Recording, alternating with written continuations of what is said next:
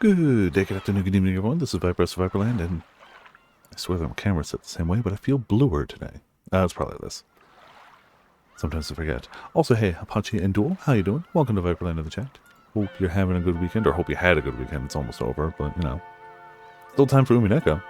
And, that's what matters. Alright.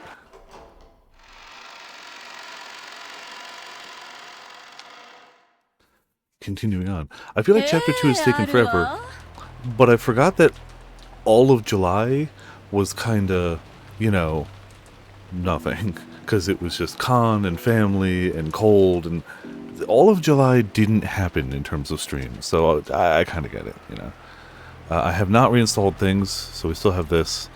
I thought about it this morning and went, I don't want to screw anything up, so if it had been a thing where it's like 100% of people who try this fix the issue, but if it's a 50-50 shot, it's fine. Weekends basically starts with you playing Umineko. Oh, cool, alright. So it's not that I forgot. It was an active choice to be like, nah. Okay. Yeah, there sure is. We got a whole bunch of questions. Yeah, I imagine.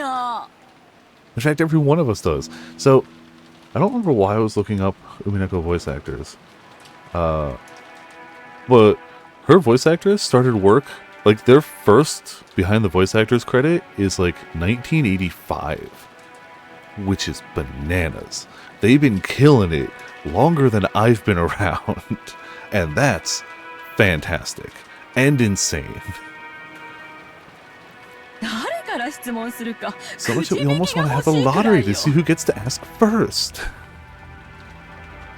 Yeah, no, they clearly were like, let's get some of the best. But no matter who wins the first lottery, the first question will be the same, won't it? That's right. Genji-san, answer me honestly. Who is this person called Beatrice in the VIP room right now? Oh, really? Okay. I definitely wouldn't recognize his Japanese voice actor, but that's still really cool. Also, my light seems to have a very tiny spider on it. It's tiny, and it's not bothering me, but I still don't like spiders in my computer area. But it's like Pinhead. See, if I had known it was going to cut right there, I would have waited for that. But hey, now we get the time change. I'm always like 4 lions away from an even better stopping point. Unless I decide not to stop, and then I'm an hour and a half away from the next logical stopping point. There's no in between. Ever. So I gotta just commit to the one I've chosen at that given night. Just be like, no, that's the one. I don't think we stopped like super early last week anyway. I think it was like we were bumping up against time regardless. But we definitely could have spared another 2 minutes. But who knew? Who knew? I didn't. Hideyoshi's claim that advertising doubled the taste was apparently right. After being chased out of the guest house, the kids and Nanjo had gathered in the cousin's room and were eating the cake that Kumasawa had brought for dessert. Oh, the kids get dessert. It was both wonderful and high class, topped with lavish amounts of cream and decorated deliciously with fruits. I feel like... I was going to say cake's a hard one to get wrong, but that's not necessarily true. But I still feel like the skill floor for cake is pretty decent. Like, making a cake that's still like, yep, that was a cake, isn't too difficult. Yeah, the skill ceiling can go quite a ways up. You really can get better cream, better ingredients, more fruits, whatever. But at least the floor for a cake is pretty decent. Like, once you get the ingredients pretty decently there and frost it, you got a cake. But delicious as it was, it didn't taste quite as good for some reason. Without Goda-san selling it, it isn't nearly as good. You gotta get your hype man. And if we ask Kumasawa-san to sell it, she'd just say it's made of mackerel. Yes. Yes, she would. Might even try to slip a mackerel into there. Really? Ooh. You can make cake from mackerel? I'm going to assume you can't. And I'm going to further assume that if you somehow can, it wouldn't taste very good. But watch the next freaking Now Red video be like, I turned a mackerel into a cake, and I was just gonna sit here like, alright, I guess it can. Sure. Chemistry too powerful. Absolutely, and as you can see with this very cake... Welcome, Ramen. How's it going? I assume you were finishing up some good old reeling. I decided to start leveling up Io, the Black Mage, just because I wanted to blow stuff up. I never actually tried her out, so I was like, alright, screw it. I did get her to max level, and her Terminus weapon is 1 away from max ascended, so we'll see from there. Yeah. Knows to turn back on the cake. Yeah, exactly. Yeah, so I'm enjoying it so far, but I've only done stuff below my power level because it's just the grinding of the materials, so, you know. Absolutely, and as you can see with this very cake, if you mix the squeezed juice of mackerel with flour and eggs before cooking, it comes out all fluffy. See, the thing that worries me is that you could do that. But I can't imagine it tastes good. I feel like there must be a way to make a mackerel cake. It just can't be... I mean, no matter what, it wouldn't be tasty to me as somebody who doesn't like fish, but yeah. I see me with a friend. Speedrunning, digging to the core of a planet at the end there. You know, as you do. I like that all her jokes are mackerel themed. She's got a theme and she sticks to it, damn it. That'd be incredible if true. Squeezed juice of mackerel is also a powerful sequence of words. Maybe mackerel cake will show up on the new menu at one of Father's restaurants. Maybe it will, and he'll continue to lose more money, because all of his business ventures fail. Because all of their business ventures fail. So yeah, no, that sounds right. Fishy and sweet would be weird. Yeah, I imagine. Even as somebody who doesn't like fishy, I can't imagine that being good. But again, I've been wrong before, but it still wouldn't hit me regardless. Bottle of squeezed juice of mackerel someday. Please, don't. You could just get a freaking one of those like hand-cranked like presses, slap a mackerel on it, and just squeeze it. Oh. Every part of that sounds awful. Of course, you gotta put a little tap on the side, you know, to bottle it. Otherwise, you just have puddle of mackerel. After all, mackerel's full of nutrients. It sounds healthy. Sounds healthy. Even if we go, mackerel is a very healthy food, I still don't think that balances out cake at all. Manual lemon juice. So true, yeah. You just gotta, you know, get smaller portions of mackerel for that one. Yeah, just mash the fish into it. Yeah, definitely do that. Make it really popular with women and the elderly. Yeah, of course. Also, hey Birdie, how's it going? Welcome to Viperland in the chat. So I was testing some settings earlier. We'll have to see how it works when we get to like higher bitrate games, but I had a little more room for bitrate, so my bitrate is higher than it was. I don't know if we'll ever notice on a visual novel night. And there's a setting I can tweak, but I don't know how much it's going to affect my PC, so I need to do more testing with that one.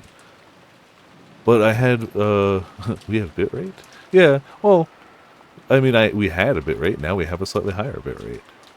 It's one of those things I haven't revisited in a while. And pizza, always good though. Stream again to test? Yeah, you know.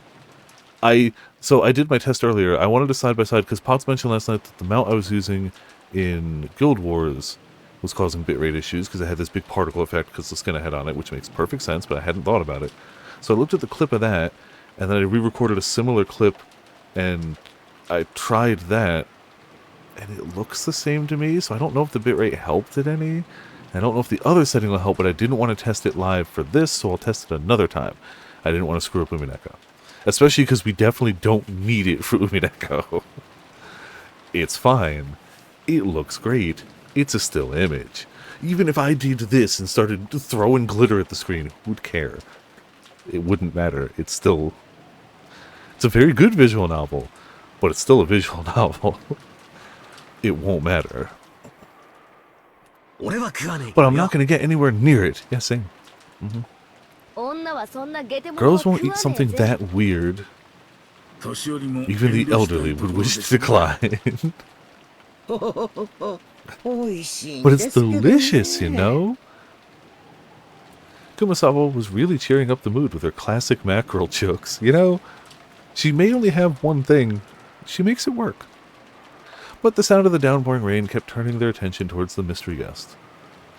In the end, they showered Maria with questions again, since she was the only person here to have met Beatrice. Yes, I was going to say she was not the only person to have met Beatrice, but she's the only one where they are in the room. So, it's my kind of energy to humor. I don't know if it's perfectly my sense of humor, but I saw Sandwich last weekend and was doing pretty good. Had a rough day, but then the party happened and, you know, all was pretty good. So, I hadn't seen Sandwich in a bit. I admire her not just dedication to one thing, but ultimate commitment to it. Her jokes are hilarious. You will never tell her otherwise. It will be the same genre. It will be mackerel. But, you know, it works. I can't believe she was actually telling the truth. Make it sound like, though you never believed it, this Maria meets a witch business isn't news to you. Yeah. Well, yeah, if you didn't vanish for 6 years... I can't even fault him for that. I think him leaving for 6 years was the best thing he could have done. In fact, I think the worst things he could have done is come back after 6 years. Yeah. So, I can't even give him crap for that. It's sure he doesn't know, but like, yeah, he's better off. Yeah. Thought it was just one of those fairy tales you'd expect from a dreamy kid that age. She exists. Beatrice exists. Every year, when we come to the family conference, I meet her and we play together. That's right. Although Beatrice-sama doesn't usually show herself, I hear she sometimes unexpectedly appears before honest people with clean hearts. I don't know, Kumasawa. That sounds fishy.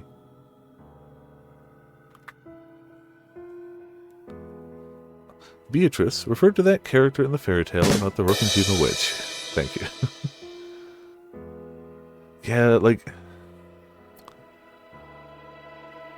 Bro is only better for have not been around the family. Hard to believe that. To keep Kinzo in a good mood, the family and servants acted as though they believed in the witch of his delusions.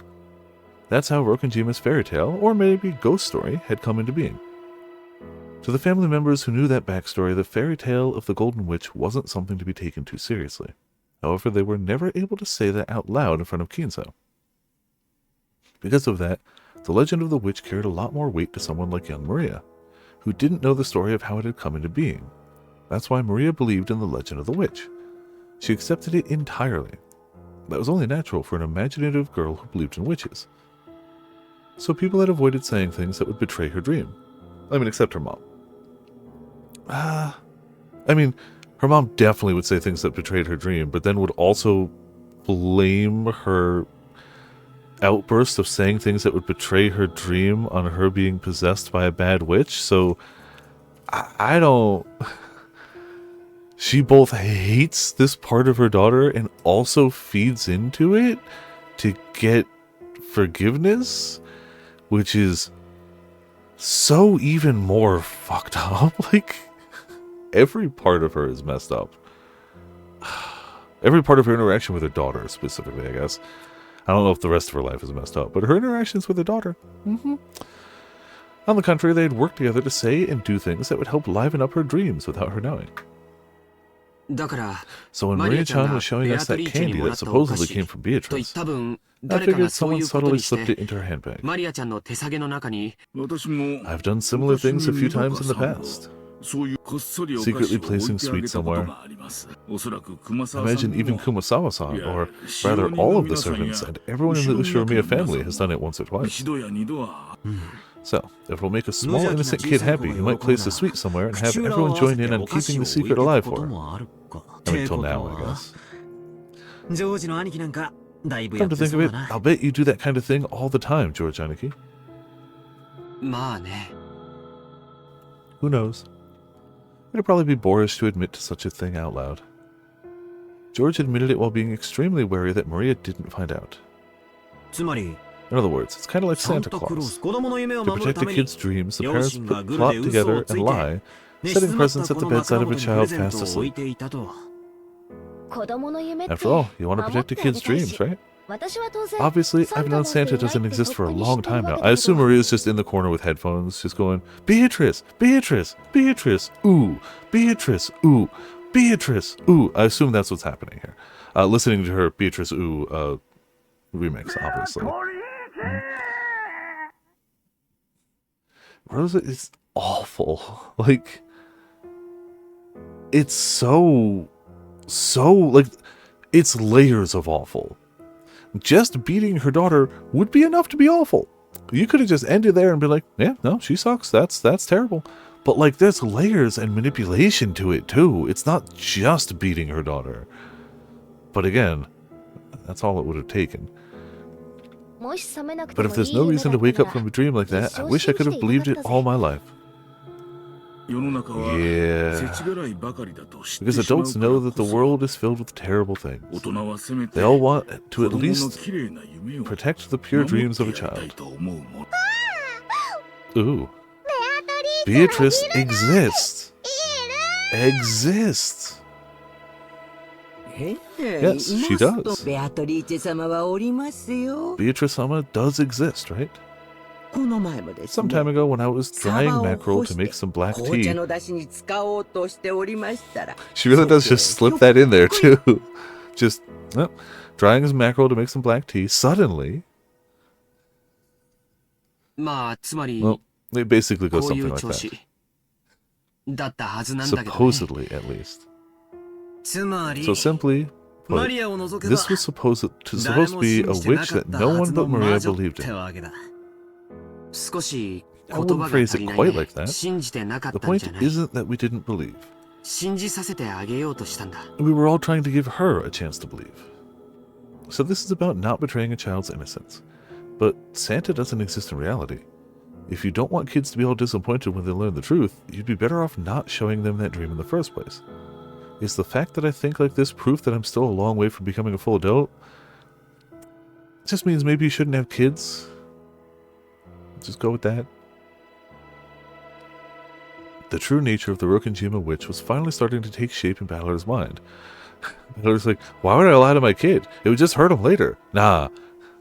Tell the whole truth all the time right now. Also, hey, 7th. Jeez. The power of the Olololos continues to be top tier. Thank you for 109 months. Jeez. Bella has to worry about having kids ever? Yeah, probably. Frau just screaming as she gets hooked in the lake. Ah, yes. Perfect.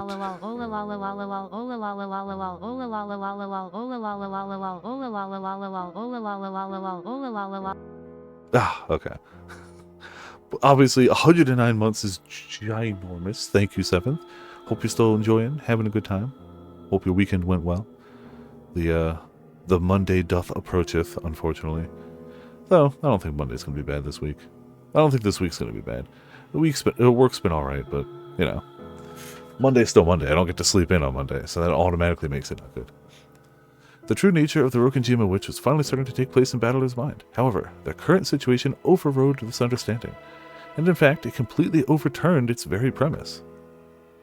So, we thought we knew what was going on, but now Beatrice-sama, the witch, has actually appeared in reality. Is that it? And judging by how freaked our parents were, it looks like she wasn't an invited guest. Well, that's a lie. She was overtly invited, just not by them. She's a very invited guest, just not from them, you know. Now it's starting to get interesting. There's no reason for us to simply assume that a woman called Beatrice doesn't exist. It's what Uncle Rudolph called a devil's proof. None of us knew that a woman calling herself Beatrice existed. Yeah, the only guest. He'd much rather the rest of them not be here. That's not the same as proving that Beatrice doesn't exist. Dr. Nanjo, you've been friends with grandfather for a long time, right? At one point during the family conference, I was questioned quite thoroughly by Kraus-san and the others. They wanted to know if long ago Kinzo-san might have had a mistress called Beatrice and an illegitimate child with her. I get it. Their parents have their heads filled with the inheritance problem. Yeah, money. That's the only thing they have thought about at any point. Every word and syllable they have, and glance and gesture they have made, all of this game has been because they were thinking of money. Nothing else. I mean, especially Ava, but all of them. So, of course, if the daughter of a mistress like that showed up, it'd be troublesome for them. Kraus-san and the rest probably asked Genji-san about it first. However, Genji-san is an aide who's sworn loyalty to Kinzo-san and is probably a friend more trusted by Kinzo-san than myself. I doubt he told them anything. So next they went to ask me as an old friend of his. And? Did grandfather have a lover called Beatrice, Dr. Nanjo?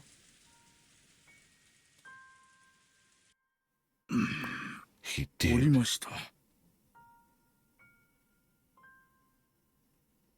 I mean...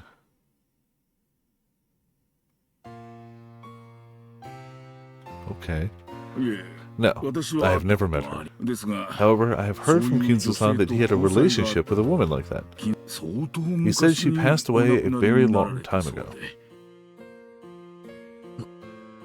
She's dead. So did the two of them have a kid? That I do not know. Kinzo-san always says that reviving Beatrice is the goal of his research. Usually, if one loses a mistress but has a child left behind to remember them by, they pour all of their love onto that child. Therefore, we naturally assumed that there was no such child between Kinzo-san and Beatrice. I like how nobody at all is like, maybe he succeeded. You know. Nobody's like, you know, he's acted crazy for like a decade here and dedicated his entire life to trying to resurrect Beatrice. Maybe it worked? So that leaves us with another devil's proof. Yeah. It's impossible to prove that a child between him and a mistress didn't exist. So now that this child has actually appeared, we have to assume she did exist after all. It's a bit of a rushed argument. It's more realistic that someone caught wind of the trouble with the Ushiramiya family inheritance, knew about grandfather's relationship with the mistress long ago, and impersonated her trying to take a slice of the inheritance for themselves. Yes, the most likely thing always when you're wealthy is somebody's trying to take your money. That's it. That's why, you know, you should put all your money in a Swiss bank account and, you know, not pay any taxes on it. Just collect interest off of all of your earnings and, you know, take out loans and use that to buy everything. You know, it's just, everyone's always after your money. There's no other answer to anything. Everyone, yeah. Whether they're real or not. All of their goals is to steal your money specifically. So you should definitely do everything in your power to make sure that doesn't happen. And also be really paranoid about it, always. Sure, that is realistic. But we can't deny the possibility that she really is an illegitimate child. One who lived in isolation, forgotten by grandfather, and who's returned for revenge, right? Revenge? What do you mean? Sorry. I just keep having flashes of all of us dying in really terrible ways. At the hands of Beatrice, specifically. I just can't shake it for some reason. Guys just like to dramatize stuff to make it sound interesting. I've seen too many weird dramas. Sure, yeah. Hatsune Miku isn't real, but she still wants her money, yeah. Specifically, she wants your credit card number and those 3 little digits on the back. She wants that specifically. Normally, that might have come off as a light joke. But the joke had landed after an uninvited mystery guest calling herself Beatrice had marched in on the day of the family conference with a bloody argument that the inheritance took center stage. There was no way Battler's joke would be welcomed with laughter, so it was a really big help when Nanjo laughed brightly to calm everyone down. I see. That does sound quite intriguing. I would love to read a novel with a plot like that.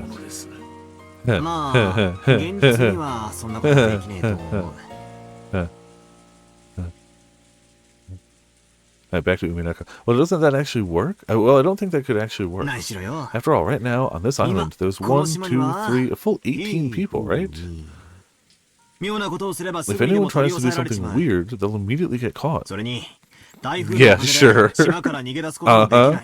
Yeah, I think Chapter 1 proves that wrong. Dead wrong. And thanks to the typhoon, they can't even leave the island. Well, that's true. In other words, if you tried to commit some crazy crime, you'd be screwed. I agree. Yeah. Okay, fair. But... oh, it's obviously Beatrice. Fair. But it's not like they... no, you got me there. No. No, you're right. I agree. In a dead end without any way to escape, and in a situation where everyone's really suspicious of her, I seriously doubt she could pull off a terrifying revenge drama like that. Probably not. In that case, it would be more realistic if she had come in secret without making her presence known. I simply cannot imagine someone appearing openly to take revenge outside of some historical drama. Well, who knows, right? Revenge is based on emotion, not logic. If you've got someone willing to go down along with their opponent, they might not be afraid of anything, not even the police, or large numbers of people. I don't know why this just popped into my head, but all my roommates are at a con right now. One of the highlights of that specific con is cosplay chess, which is usually all people in cosplay as different chess pieces. The announcers are usually either playing a game or like going through a game they've played already. And whenever a piece takes another piece, they have a quick little anime fight. Cool. Simple, straightforward, nothing too crazy. Apparently at this one, they had John Cena as one of the pieces, which was just an empty piece with everyone pretending John Cena was there. To the point where a character eventually called it out, and then basically had to mime getting aura'd by nothing. And after that, John Cena left the game, and they even had an attendant open the door for him to exit. And I admire the commitment. Utter commitment to the bit. Very good. They also apparently had a Samara in an actual hollowed out old TV on wheels that had to get like wheeled around, and that's also pretty dope. So yeah, hearing about the Aura was very, very good. So yeah. I don't know why that popped into my head, but just the idea of the empty space John Cena beating the snot out of people. It's good. And like, it would be almost as funny if it was a cosplayer that people were pretending to ignore, but I think the actual empty space is just that much funnier. It's okay, Jessica-chan. None of the disturbing things we're imagining will happen. Like the battle royale between our parents over the inheritance isn't disturbing. Yeah, no, that's already not great. But, you know, that's right. Dad and Uncle Rudolph are pretty tough, and Aunt Ava's even trained in the martial arts. Really? I thought she was all talk. I mean, the talk was a lot, don't get me wrong. I'm not saying I think she was the weakest of the bunch because she was all talk. But I thought it was still all talk. We'll be fine. Yeah, we'll be fine. We'll be fine. We talked about that in episode 1 at the very start. Okay. I believe you. But I don't remember that detail. And his kick and stopped at 1 inch. Oh yeah, she did! I totally forgot about that. That was introductions chapter. That was a ways back now. Did forget about that though. Okay. So she is trained, and also is trained in shit-talking Fu. So, you know, she covers all the bases. Yeah, I'm pretty sure the this is only going to take like a year is a massively false statement, unless the chapters get much shorter after this, which I'm sure happens. Jessica didn't say it out loud, but she'd vaguely noticed that her own father stood in opposition to all the other siblings on the inheritance issue. They usually played nice in front of the children, but when that pretense was lifted away, like it had been at dinner, the result would be a tumultuous uproar. If we never miss a week. Yeah, even then I don't think it was still going to be a year. Like, straight up, even if we somehow, no tangents, didn't miss a week, and went to exact time every week, I don't think it was going to be a year. I don't think at all. After realizing this, it was only natural for Jessica to be frightened at the thought that her parents might get caught up in some kind of trouble and become human sacrifices for something terrifying. That could never happen. Seriously, George Anaki's right. Nothing's gonna happen. Even if he pretended she's a witch. What can a single human woman who can't even use magic do? And in that instant, everyone died. Oh. He said the magic words, as it were. The sudden creepy laugh made all of them jump. And when they realized the strange laugh was coming from Maria, they were shocked again. I see. So that's how you see it, Bantler. What is? Don't laugh all creepy like that. You accepted Beatrice's existence for now. At least you accept her as the 19th person and a guest. But that's all, right? You don't accept the 19th person. Beatrice is a witch, right? Huh? Of all the crazy things to say. Of course that's what I think. Witches couldn't possibly exist. The only possibility is that she's a human woman claiming to be a witch.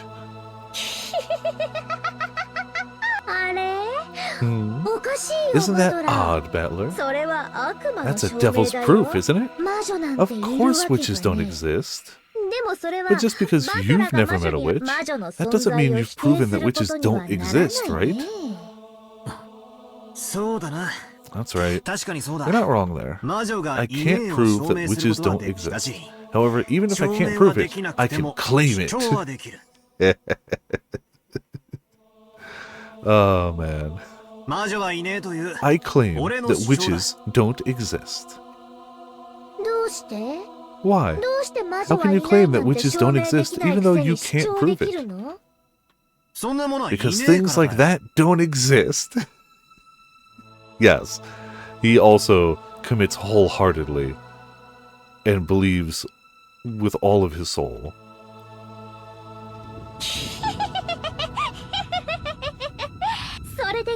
So that's QED.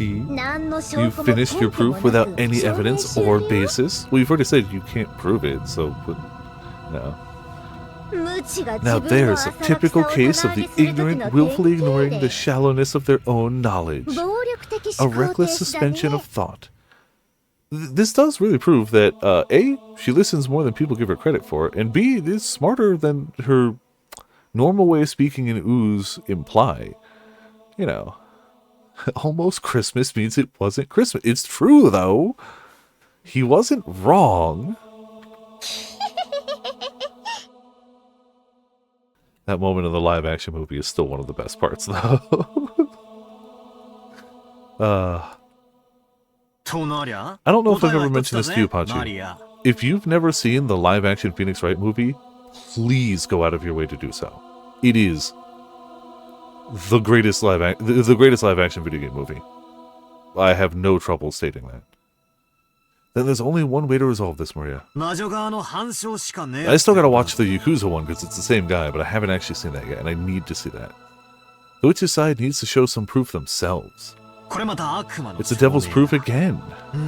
If you bring me a devil, we can end this right now. We really do. That has to be something we do. I'll see if I can get it added to the Plex, but the Plex server has just moved because the owner of the Plex server has just moved, and I don't know if they reset up the Plex server, and I don't want to bother them while they're unpacking to add stuff to it. But I will, when things have settled down, let them know. In this case, we can just get this woman calling herself Beatrice to display some wonderful, magnificent magic like the twinkling stars. All she has to do is show us something that's impossible for humans, right? Come now, you two. Please settle down. Kumasawa noticed that the atmosphere between them was getting worse and tried to calm them. It seemed as though Battler quickly realized that he wasn't acting like an adult, but Maria's expression didn't loosen. As she laughed creepily, she kept staring at Battler. You done already fucked up. It's too late. You can't unfuck up. You did this. This is your fault. You quit it too, Maria. Let's get back in a good mood, okay? Listen to that laugh. How can you say she's not in a good mood? Come on. She's clearly in a great mood. If that's what you want, Beatrice will definitely show you. Something impossible for humans. When she does, you'll believe too, okay? You'll believe in Beatrice. Sure. If she lets me have a look, I'll believe. It's a chess debate between the witch and you, Battler. If you get checkmated, you'll believe in the witch. Do you really believe that? Look at this man. He could get checkmated and he'd still be like, wasn't magic, don't believe. Baker. Oh, I like the way you put that. The witch shows her magic. My king is put into check. I quibble, saying it'd be possible to reproduce her feat using measures even a human could take, and my king escapes. Failing to do that would be checkmate, so that's a pretty good analogy. Yeah. He moves his piece, like, in 3 dimensions, it just stays there, and he's just like, now what? He just spin the board around, yeah, of course. He's playing 4D chess. What he's doing actually looks like magic to Beatrice. Her jaw just cartoon drops to the ground. Battler, in chess you and your opponent have pieces that move in the same way, so you can predict your opponent's moves. But you know what? What you aren't expecting is that your opponent's pieces might be able to move in ways far stranger than yours. No, I just explained that he can move that way. Don't worry about it. You simply assumed that since witches must not exist, the movements of Beatrice's pieces will obviously be the same as your own. But you know what? Sorry, Battler, but your chess partner isn't human. She's a witch. She can move her pieces in ways that humans can't. Right now, your understanding is flawed. Battler, you like Aunt Curious chessboard thinking, right? Yeah. I like that style of thinking. I like to make things spin in my mind. I like that style of thinking where you stand in your opponent's shoes. And that's why you'll get stuck. Even though your opponent is a witch, you won't accept it. Yeah, maximum spin. So you can't understand the moves of a witch might make, and your chessboard thinking won't work. Your knowledge of your opponent is mistaken. The very first premise of chessboard thinking is broken down. So that's your game. You cannot win in chess against a witch.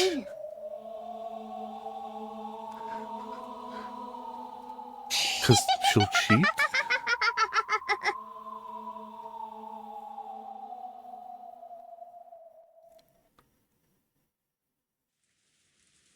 Still raining. Crazy to think it would still be raining.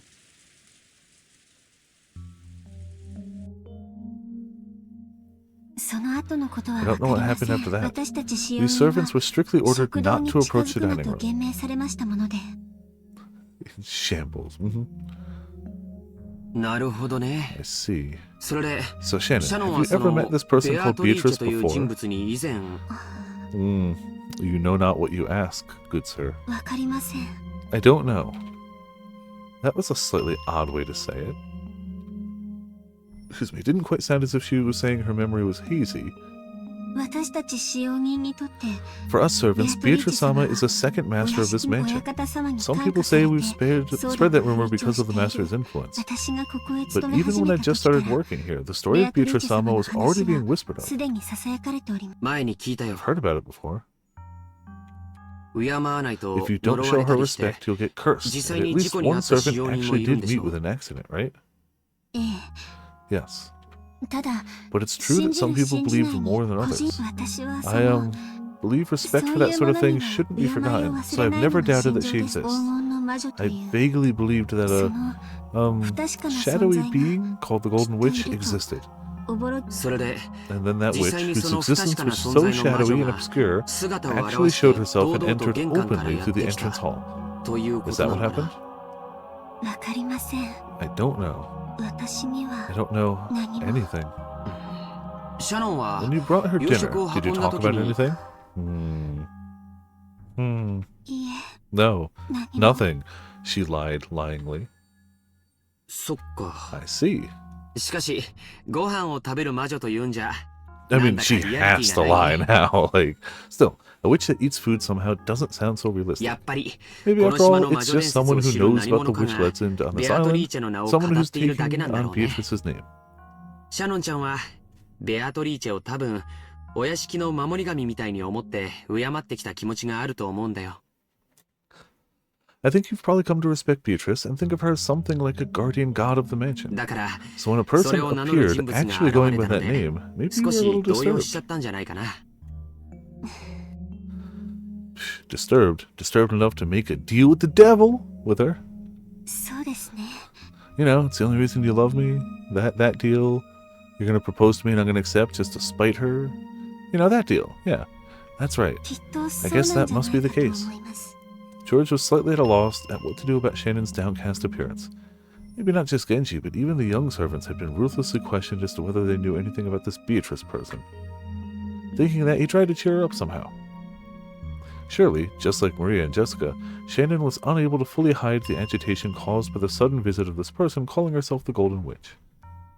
He'd been so sure that was the case, but George probably had no way of looking into Shannon's heart. Probably. I mean, there's always that 1% chance that he could just soul read somebody, but it was unlikely. Shannon was bitter and sad. The door to the Golden Land wouldn't be opened. The witch had definitely told her that. That meant the demise of everything, even if she accepted the ring from George. They would never be married now. No, in the first place. Did furniture like her even have the right to be married? Even if the witch hadn't come to signal their demise, wasn't their relationship fated to fail sooner or later?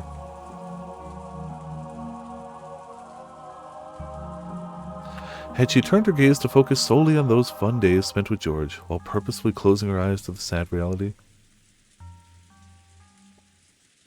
Nothing quite like giving up before you even try. Just like, no, yeah, probably not worth it. Nah, not even gonna, nah,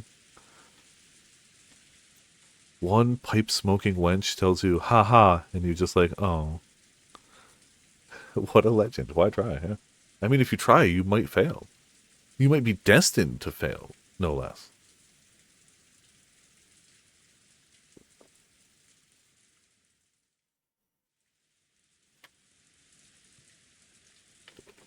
And it's crazy that the person who fully admits that they get all of their joy from the misery of humans has told you that you're destined to fail. So you must be destined to fail.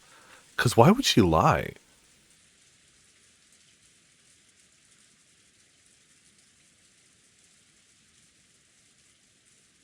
I mean, like, what could she possibly gain from lying about that? What's wrong? You really haven't looked well for a while now. George-san, what does it mean to be engaged? Huh? It means making a promise to marry. But I think in that sense it means the same thing as marriage. To be honest, I wanted to take you home as my wife right away. But right now, I'm in the middle of training, and I'm still a long way from having the capacity to create my own castle. That's why I want to take you home with me, with my head held high, only after I've become a full adult. I'm not talking about the distant future. I just want you to wait a short 3 years. But that doesn't mean I want to lie about my feelings for another 3 years. So, I decided to give you an engagement ring. That might be a shameful reason as a man. Maybe it's shameful to get engaged because I want you to wait, since I can't support my work and a wife at the same time yet. But I will definitely. Thank you very much. I understand that to you, George-san, an engagement ring means something different than one of many presents you'd give to a lover. Of course it's different. An engagement ring isn't a simple accessory. It's an oath between lovers, a noble promise left in the form of a ring. So, if we were to get married right away, it would be completely meaningless, right? そ Then その it 時は wouldn't be an 婚約 engagement 指 ring. 輪結婚指輪 I'd とし give て it to 渡す you よ as a wedding ring. どちらにせよ Either way, it'd still 君 be に giving 指 you 輪 a を ring. 贈ることに変わりはないの So it's a sold sign, like saying, this woman is mine, nobody touch her. いや No, that's そんな意 not 味じゃ what I... George knew that he was weak by nature. When he'd been captivated by Shannon and had sworn to become an excellent man, he had also sworn to throw away that weak part of himself. So even if he had to be blunt about it, he chose to answer a little roughly. He was sure that doing so would bolster and reassure Shannon. He was sure, and he's never been wrong.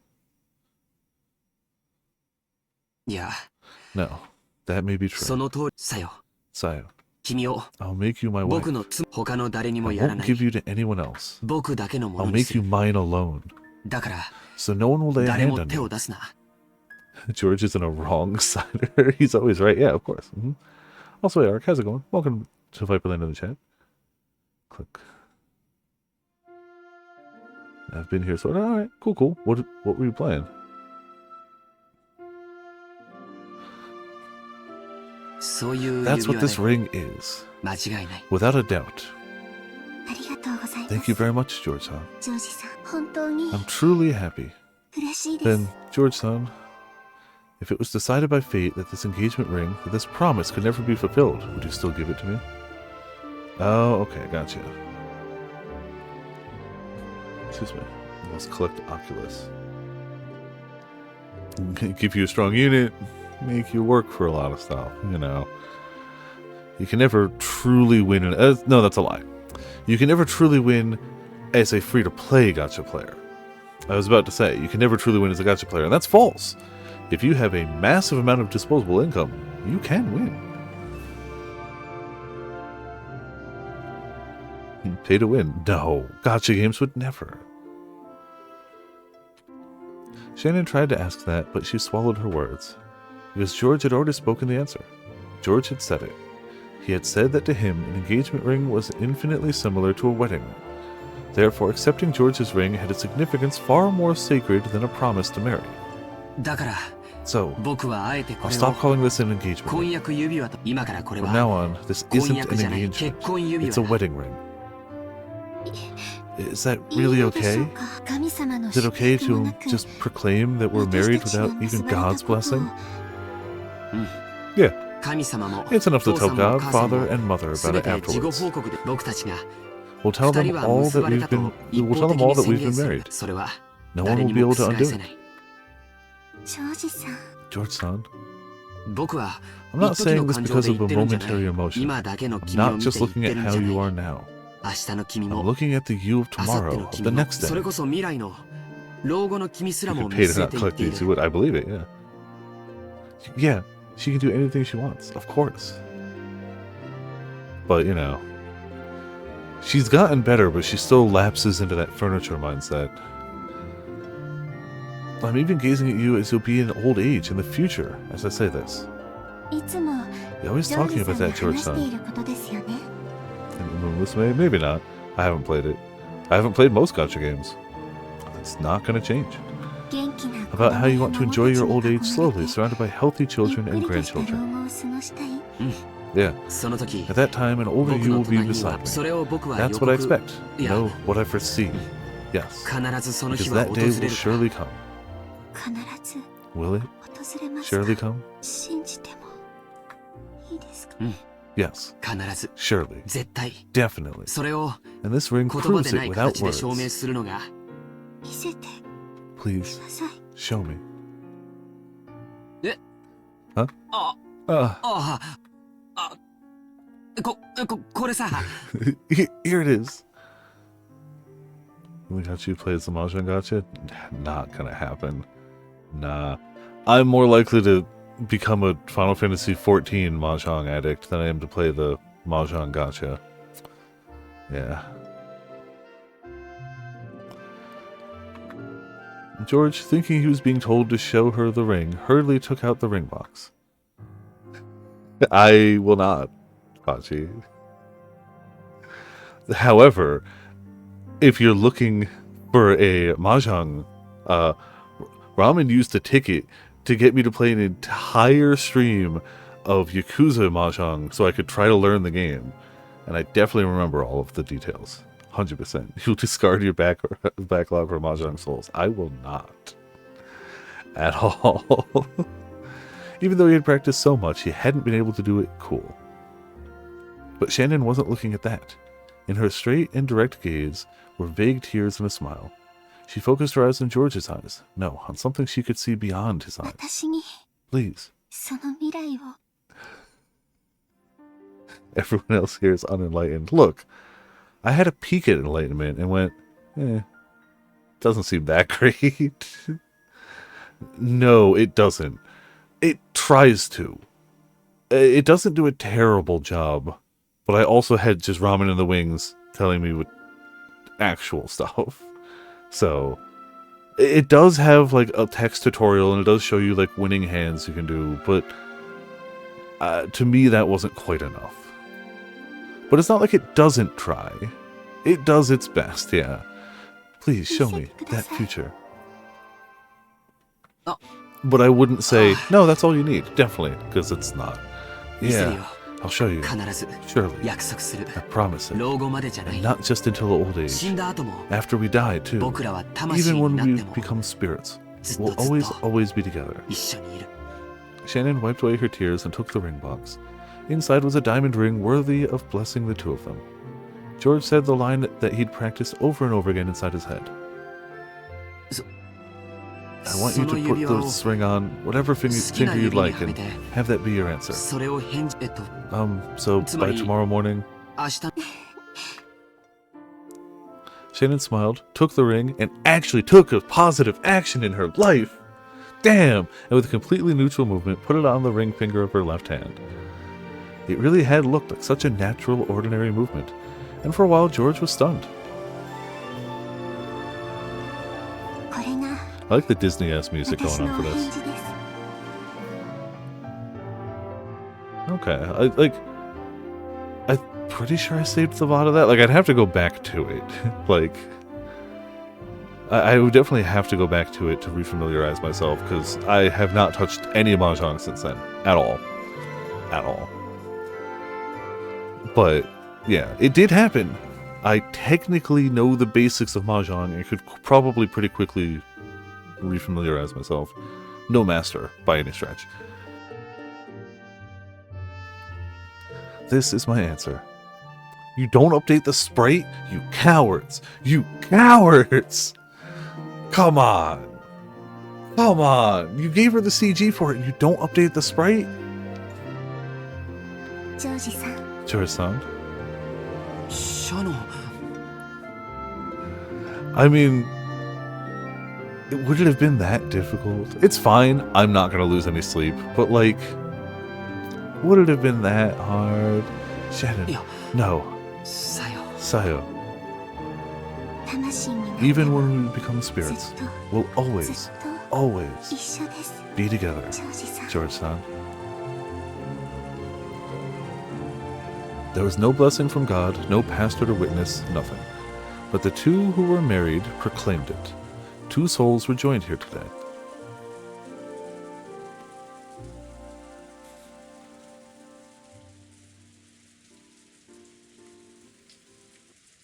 Story, man. Mm-hmm.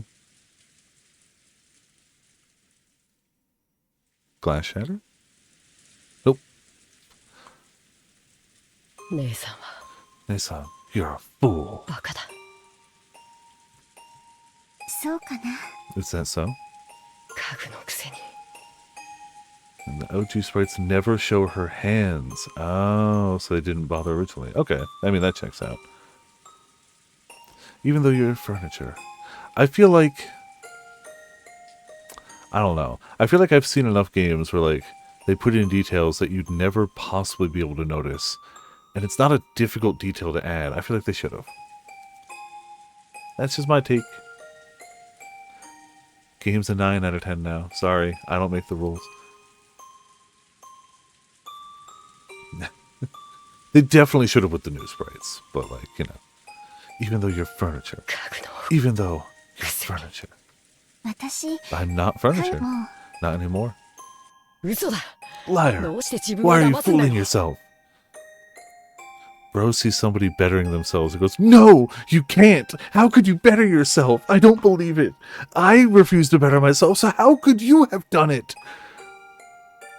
人間になんか Even 絶 though 対に you なれないって know 知っ you てる can くせに。 never become human. 黄金鏡へ Even 行 though か you なきゃ know you 人間にな can't れない become って知って human るく unless せ you go に。 to the Golden な Land. のに、 Knowing that, why どう did し you て黄金 abandon the 鏡へ行ける promise 約 that 束 would を let 自 you 分で go 保護 there? に。そっか。 Oh, right. 指輪を受 By け取 accepting った the ら ring, that promise with ベア Beatrice トリ Sama ーチ comes 様 to との nothing, 約 doesn't 束 it? が。 I'm sorry. ごめんね。あとは、 From now on, I, 僕も you, 姉さんも George Sama, the ジョージ master, 様 and everyone 親方 else 様 are もみん under な the みんな same 条件は同 conditions. じ。13人が生贄 13にされ people る。 will be sacrificed. 5人しか黄金鏡に Only 招かれない 5 people will be invited to the Golden Land. その一石を You 自分で蹴るなんて。 rejected one of those places yourself. おかしいね。 That's odd. 未練があるのは Looks like you're the one カ who ノ with ン君の regrets, 方みたいだ Canon-kun. ね。未練があるのは姉さんの方じゃないか。 I have no doubt that they have their charm, but I'm happy I'm playing the game like this. I have no doubt they're charming. And the original sprites were made... I can only assume the original sprites were made with as much love and attention as possible. I believe that wholeheartedly. But I'm also still glad I'm playing it this way. Both of these things can be true at the same time. Yeah, and like, that's really cool. And I'll definitely take a look at them when I'm done, like, for sure. Like, the extent of what I've seen on them is really just because it shows in the Steam header. I could change that, but I don't care to, because I don't care. But I'll definitely take a look at them afterwards. 婚約しちゃったんだろう。 You're the one with regrets, aren't you, Nissan? You got engaged, right? 果たせない Even 運 though 命なの you を知 knew り it な was が a ら。 fate that would never be fulfilled. Yes. ずっとずっ I と promised that we would always be together 永遠に一緒だよって。 for eternity. 約束だからね。 So you know what? その瞬 In 間 that に instant, our eternity was 私たちの completed. たとえ Even if we became 私たちが sacrifices, 生贄にな it's ってし already まうと completed. しても。だから、 So it's いい okay. の。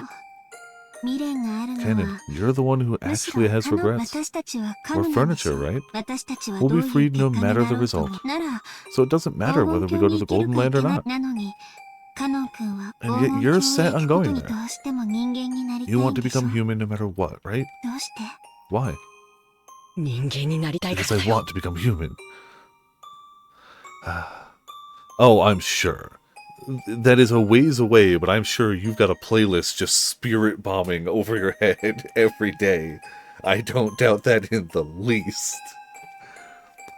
家具はもう嫌だ。 Like, even knowing that, you're right. I'm sure I'm still not prepared at all. But, yeah, no, like, if you're somebody who isn't... whose forte and specialization might not be art, I get it. I have no doubt they're rough, too, but I can see the appeal. I can see why people would like them. Just from the little bits I've seen. I definitely have not seen all of them. Sorry, my nose is just itchy. I don't know why. Yeah. Because I want to be human. I've had enough of being furniture. Then just stop being furniture. You've had chances to just take your life into your own hands. I get it. He's a teenager, and he's been brainwashed his whole life. Like, I understand. I get it. I get it. But, like, it's so infuriating to see someone handed the reins to their own life and go, no, I can't. I won't. And then continue to complain about their state in life. I get why he's like this, but it still sucks. どうして I want to change more than anything. And somebody goes, oh, here's a way you could change yourself. It would take a little bit of effort, but you can do it. And he's like, no, I can't change. I've been told I can't change, but I want to change. Like, you know, it's just how it is. Well, with it. Oh, yeah, no. Look. People don't get to chapter 1 of a game like this and start shitposting. Nah. It all comes from you've gone through the whole thing 9 times, and you need a way to convey something funny to someone else who's gone through it 15 times. And that's where the shitposts start. Why? 僕も I wanted to fall in love too. Then 恋がしたかったんだ。 you were there. You were there. You were there. All you had to do is not be like, but I'm just furniture. That's it. That's it. That's all. That's literally all. And yeah, maybe it wouldn't work out long term. That is a risk with every relationship with every person, romantic, friend, or otherwise. There's always a chance it doesn't work out long term, but that should never stop you from trying. Both of you were clearly interested, and both of you knew that both of you were interested. Well, okay. You knew that you were both interested. I don't think Jessica knew that you were secretly interested. But still, regardless. It's fine.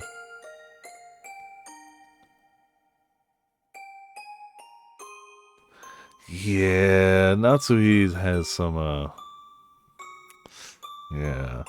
She's sacrificed so much for the betterment of everyone else around her, so that's just what you should do. That is the right thing for a wealthy wife to do, is to sacrifice all of their everythings. Yeah, she really has. And then got, one singular moment of validation. True. Yes, Natsui is still much better compared to Rosa, but I'm not going to call her a good parent. She just isn't the all-time front-runner worst parent award. Tears were coming from Kanon's eyes, and he howled. I liked Milady, and after seeing Milady that day, I started liking her even more. Then all you had to do was say yes. All you had to do is attempt to grab your own happiness that was being freely offered to you. That's fair. I do not think that evens the odds. That is a true statement.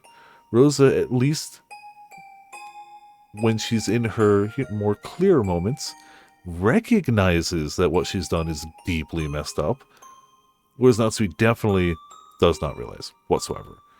In Natsui's mind, she's doing the best for her daughter, even if it definitely isn't that. But at least she truly believes she is helping. She might be wrong. She is wrong, but she is trying to help. I mean, George is the most normal of the kids that didn't spend a huge amount of time away from the family. And even Battler is only so normal, but when you come from a rich family, you can only be so normal. But yeah. Yeah. Yup. Yeah, I read that. And when I heard that Milady also liked me, I was really happy. Bro, you were so close. But I'm furniture, and I can't accept Milady's feelings. Why not? See, it's the circle. Why not? Because I'm furniture. Why not? Because I'm furniture. Why not? Because it doesn't. Well, true. Yeah, we've seen Ava take steps very, very much to be like, haha, no. That's cute that that's what you want, but no. But still, at least up to this point, she is by default the best of them. By a good ways. I'm not saying she's going to win Mother of the Year award.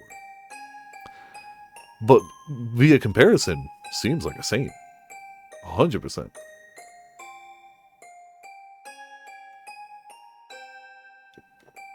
Yeah, she might.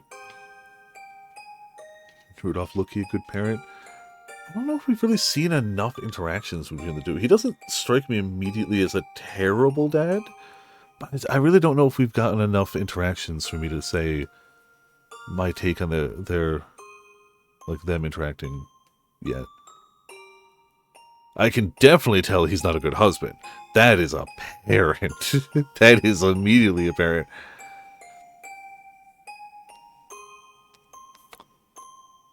I would say definitively of the parents, of the sibling parents, I think Ava has the healthiest relationship. I think that one is undeniably true. They clearly have a level of mutual respect for each other. They are both allowed to talk in a room with other people. Yeah, they've got their issues as parents of a son that has all the weight of the world and fortunes on his shoulders, but with each other, they don't seem to have any problems that I've seen yet, at least. Yeah, Hideyoshi's a cool dude. He respects her, she respects him. Like, as a couple, there seems to be no issue there. Yet, we're in chapter 2, but at least as of now, they seem the most normal by a lot.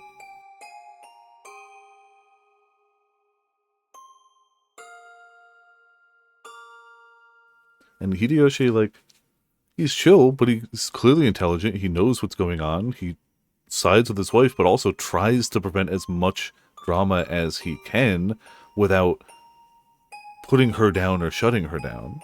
Yeah. Kinda just works. それが勘違いだった。 You're wrong. 私たちは We may be 科学も furniture. 人間 We いたか may も be しれ less な than い。 human. でも But that doesn't 恋 mean を that す we る資 aren't 格がないわ qualified け to じゃな love. かった。添い遂 I げられ thought ない that 思い if な these feelings would ever come to anything, ない I'd be 方が better マ off シだって思 not った having them. いつか自分も I 消 just される decided 日が that 来て eventually I'd disappear and that それ it'd がきっと definitely お嬢 hurt 様を her. 傷 No, つけるなん that's て wrong. 僕が怯えていた I だ was け just なんだ frightened. Oh, damn. Having his character growth right here in front of us. 僕は I was just afraid, thinking that any love that couldn't be eternal was best avoided. しない方がまセミは Even though their lives last only a few weeks, 数週 cicadas 間 fall に in も love 満 and た then ない vanish. 数週間で But 終 you'll わる never 恋 find a だから cicada と that refused to fall in 恋 love を simply しない because セ it ミ had はい ended な a いん few じゃないか weeks. な。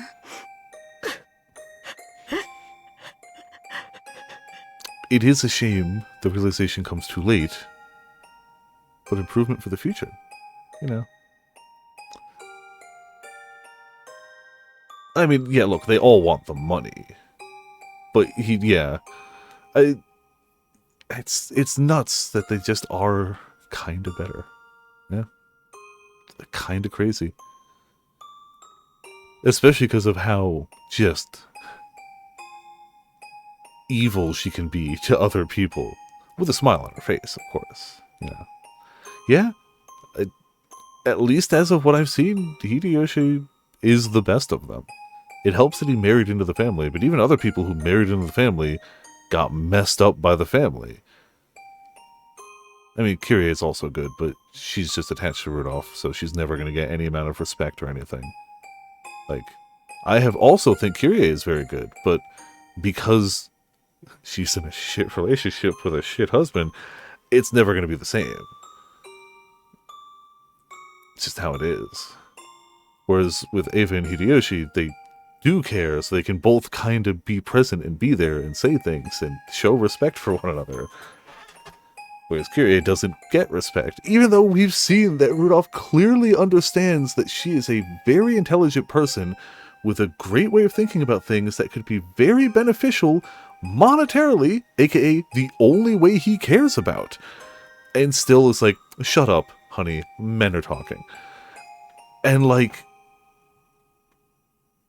to accept and acknowledge, like, no, she's really smart and she could actually help me in all of the ways I need help in life, and still be like, no, though. Yeah. Correct. She's also not really trying to parent Valor, so we don't really see her in the stepmom role. Yeah. Proceeds to not let her speak or know information. Yeah, of course. Also true. Yeah. Talk about Battler's mom. I'm sure she's been lightly... Like, I know Kyrie is not his mom, but I don't think I really know anything about his mom. To the best of my knowledge. Maybe I'm forgetting something, but I don't really think I know anything about her other than is not Kyrie. Okay. I assumed she died, but I wasn't positive. It's my battler left the family. Okay, gotcha.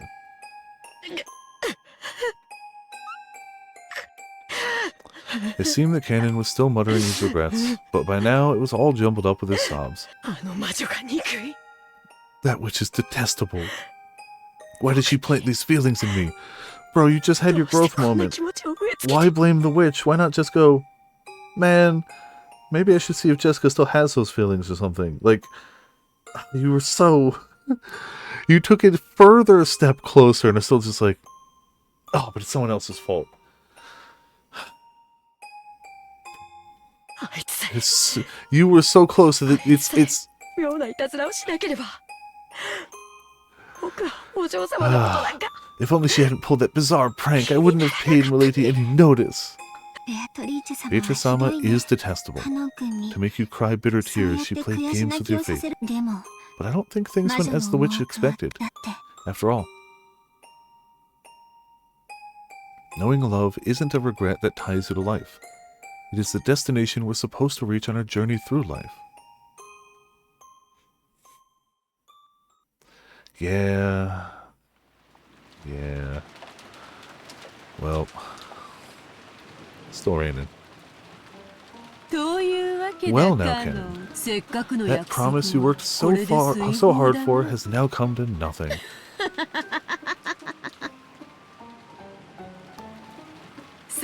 Very well then. With this, the conditions for all the pieces are the same. There are 18 pieces. 13 will be offered as sacrifices. Who will the 5 survivors be? Or else, will someone destroy the ceremony? Who? How?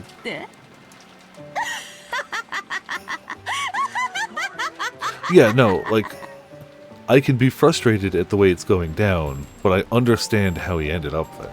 Like, really understand. Like, I get it. He's 100% raised in a brainwashing cult. Like, 1,000,000,000%. Like, it ain't easy to break out of that. I imagine. I've never been in a cult to the best of my knowledge. But that can't be easy. This isn't a chess problem. It's a game on an equal footing. I won't be Isn't chess a game on equal footing? Don't all the pieces move? Isn't it by default fairly equal? Beatrice, do you know how to play chess? Like, even a little? Beatrice, do you cheat at chess? This might play as first. Ah, okay, okay. Fair. I can see that. Yeah, I mean, there's also that. I won't be cornering you one-sidedly. You'll be able to frantically escape my advances and force a tie, an invalid match. At any rate, I doubt you can manage more than repeating that over and over. And it probably won't be that difficult for you. However, this invalid match will continue forever, until it eventually wears down your mind and kills it. That is when you'll accept your defeat and surrender to me. There's a reason I said it was a game on equal footing. That's because rules for my losses have been established. There's nothing as boring as a game you can't lose, right? As for how to defeat me, that would be the epitaph that stands as an offering to my portrait. It's both the way to open the door to the Golden Land and the key to destroying my ceremony. I'll try to complete the ceremony in accordance with the epitaph. You'll try to solve the riddle of the epitaph, destroy the ceremony, and overthrow me. Solve the riddle hidden in the epitaph and expose the location of the vast sum of gold I gave Kinza. What results will this game show us? I'm expecting a good fight, okay? No, that's the fighting game. That's after. That's not. You're looking too far ahead. Too far ahead. Too far ahead. Dr. Ramen definitely won't take it that game. Right. Entertain me, Ushirumi, a battler.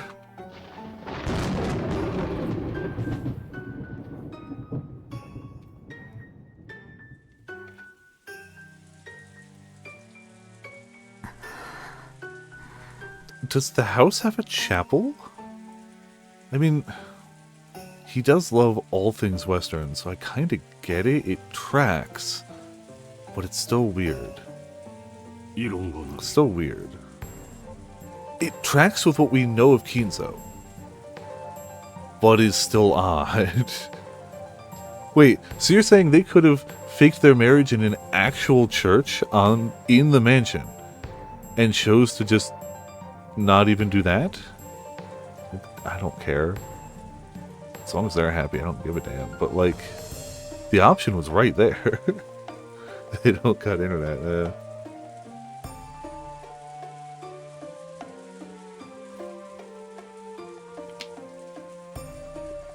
that's true, but that was... European. French, but like generally European. This is in Japan. There's not a lot of Catholic churches in Japan, to the best of my knowledge. I haven't been personally, but I'm willing to state with confidence that there are not a lot of Catholic churches in Japan. Just, you know, willing to state that. I have no objections. Natsui and I acknowledge it. I can't believe it, and I don't want to. But this is the truth, isn't it? Post-Japanese.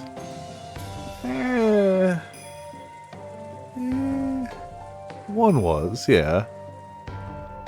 But he also, you know, traveled. Natsui, choose your words more carefully. She's this family's most honored guest. Also acknowledge it. Can't argue back.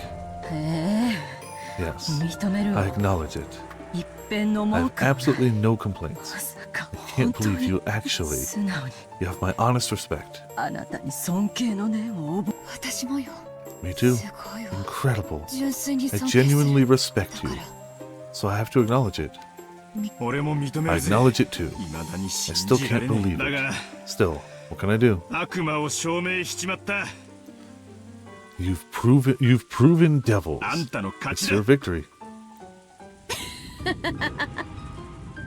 The devil's proof was a convenient excuse you liked using to handle improvable matters.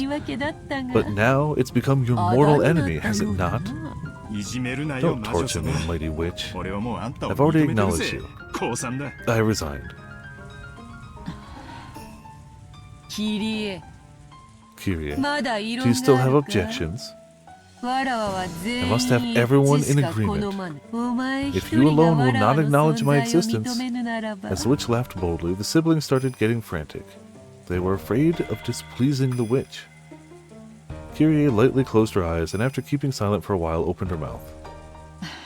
My apologies. I resign. Excuse me. Only Kyrie had faced the witch with stern eyes until the end. However, this had only resulted in her refusing to accept the truth for a short time. The truth, the being that was before her eyes, couldn't be denied. Devils had already been proven.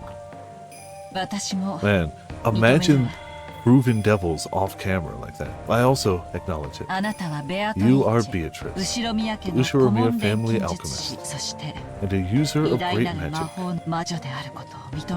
course there's alchemy in this game. I must acknowledge the fact that you are a witch.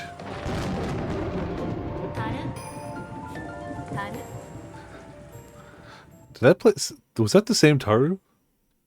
Because the odds of that are low. Though not zero. Damn. The bot doing alchemy too.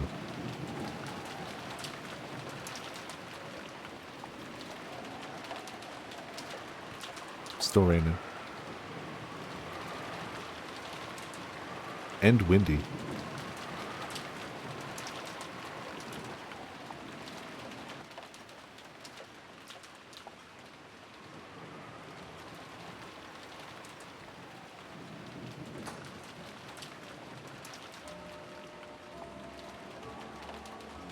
I think it's pretty funny that people have overwhelmingly voted for her to get larger when she eats a lot. Though about half of those votes were, yes, do that, but give people a toggle in case they're like, nah.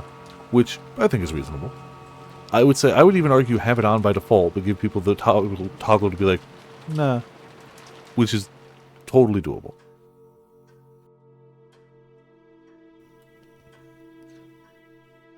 A power move that is overwhelmingly popular, it seems. And we already knew it was going to change her, like, features and hair color and stuff, so, like, screw it, why not? Definitely curious to see more of that.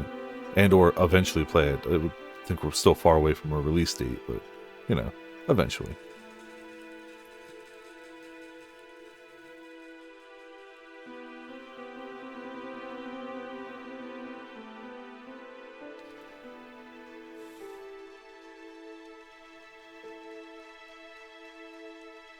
Everyone's doing fine.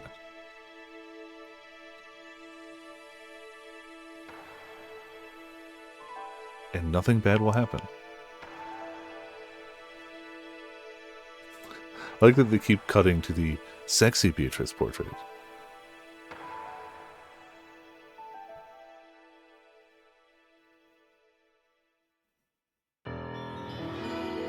Half of Umineko. I mean, they're not wrong. We are in the first half of Umineko.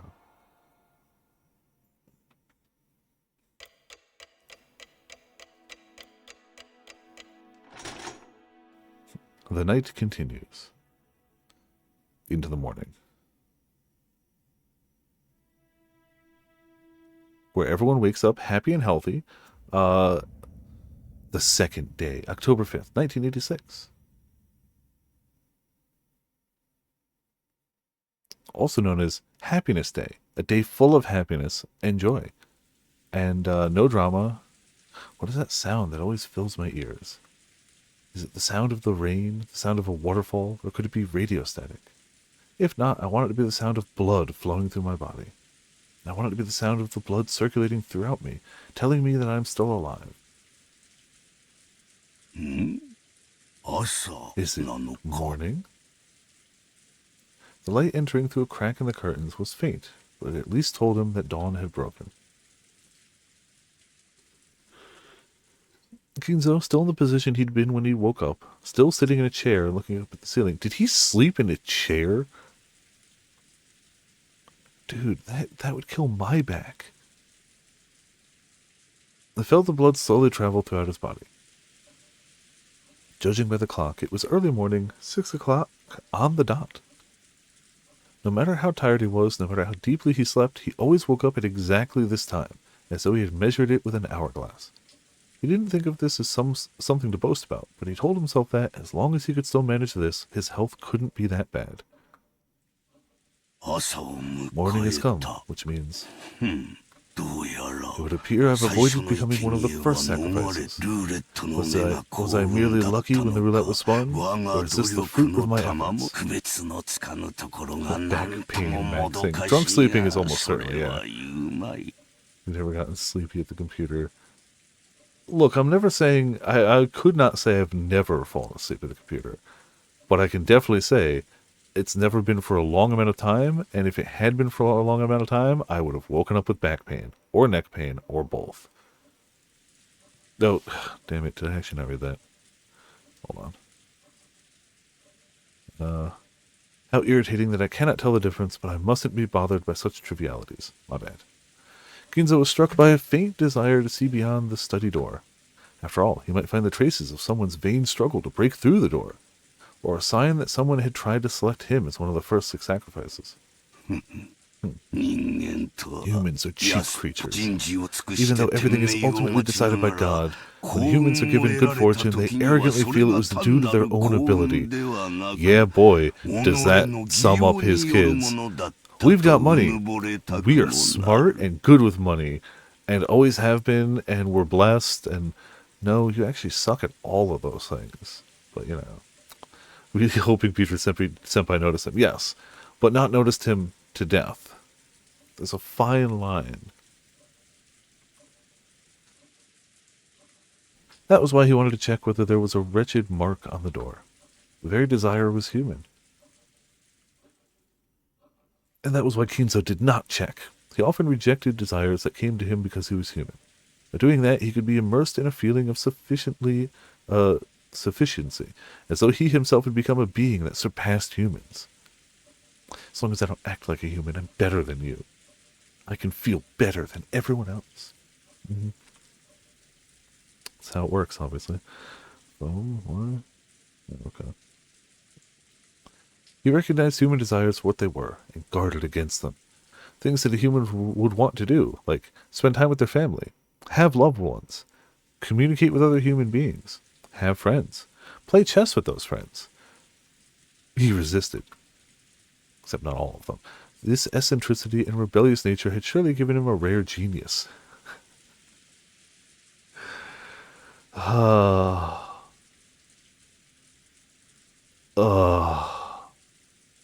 Oh, yeah, also a raging alcoholic that does keep a close circle of friends that he does truly care for and trust, and does seek out things like, playing games with them and spending time with them. But is also so convinced that by not doing the things that humans do, he's just better. Ugh. Kinzo watches Rick and Morty, doesn't he? Kinzo definitely watches Rick and Morty and goes, same. Same.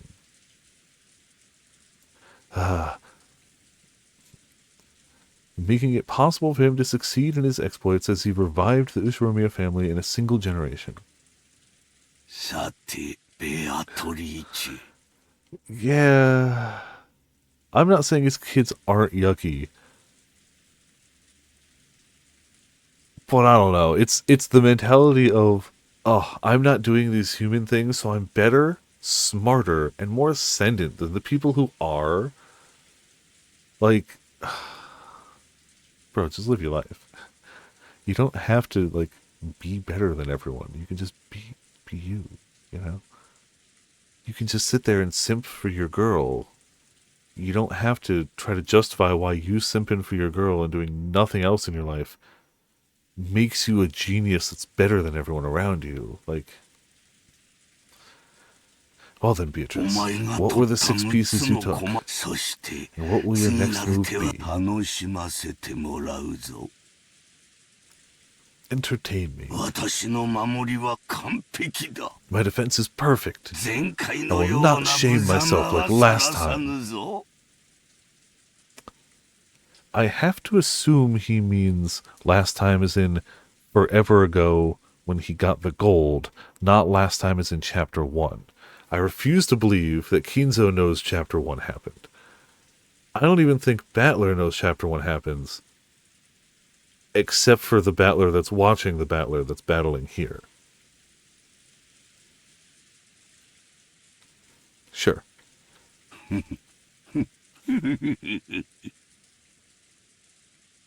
Sure.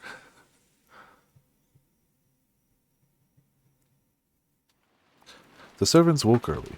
They had to open the curtains, prepare breakfast, and complete various other tasks to welcome the guests to a new day. Goda was the most enthusiastic. During the family conference, he had been told to concentrate his efforts especially on cooking, and he'd been specially exempted from several tasks that servants normally must do.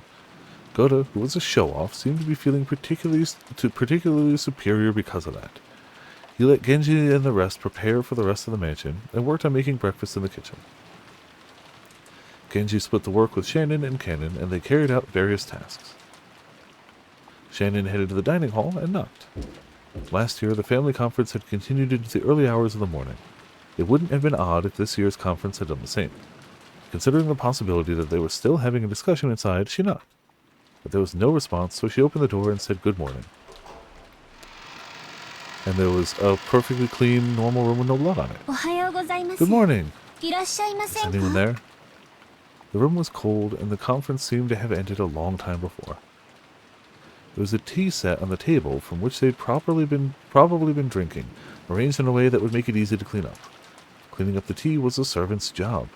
If the family members were extra generous and cleaned it up themselves, the servants would lose face. So it was a truly pleasant act of kindness for the family to do only this much. As she approached the table to clean it, she noticed something like a memo that had been left near the utensils and cups. Since it was right next to the tea set, Shannon picked it up, naturally thinking it was a memo for the servants doing the cleaning. Written there was not a request, nor was it thanks for preparing the tea. There was just a single word. Ducks. Shannon looked at it blankly and read it out loud. Chapel?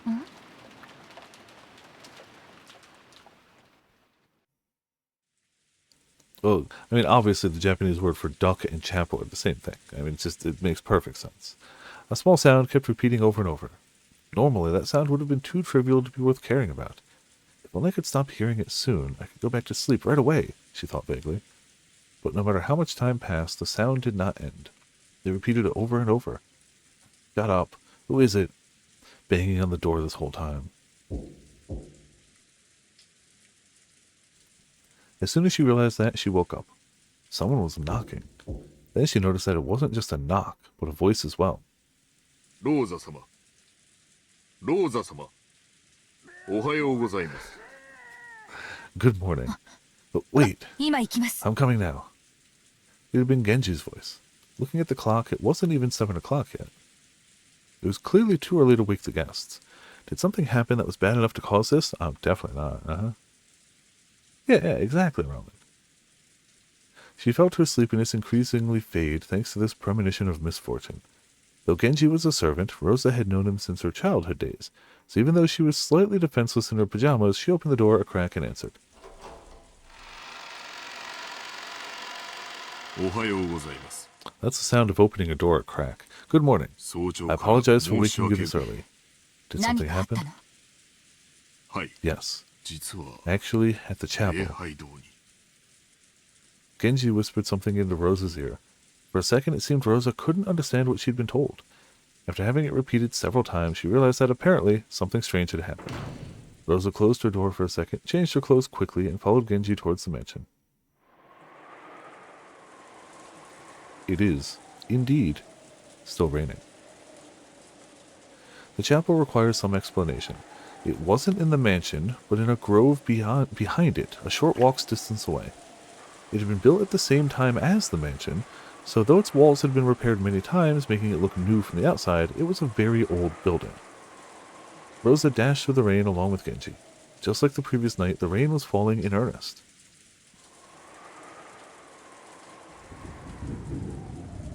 Eventually, the chapel came into sight from beyond a thin grove. Just looking at it from the outside, it seemed a place of dazzling beauty, where a pair of young lovers might want to get married. There is, but it's not what you think it is. But there is a rain command. However, Kinzo apparently viewed it as a very sacred place. So Rosa It's a and her terrible siblings... day for rain. It does still work with crisp music, but it does actually work with rain. So, it works for both, I believe. Rosa and her siblings have been given strict instructions not to approach it unnecessarily. Even though they were all grown up now, approaching the chapel for any reason would still make them feel guilty. And also afraid, as if their father might get angry and hit them in the face. Good to know that the physical abuse was generational. The servants' silhouettes could be seen in front of the chapel's entrance. Goda, Shannon, and Cannon, which meant that all of the servants of the morning shift had gathered. A short while ago, Genji had spoken to Rosa, telling her what the situation was. However, without laying eyes on it directly, she definitely hadn't been able to understand. It was probably the same for all the servants gathered here as well. Without seeing it with their own eyes, they wouldn't have been able to understand what was going on.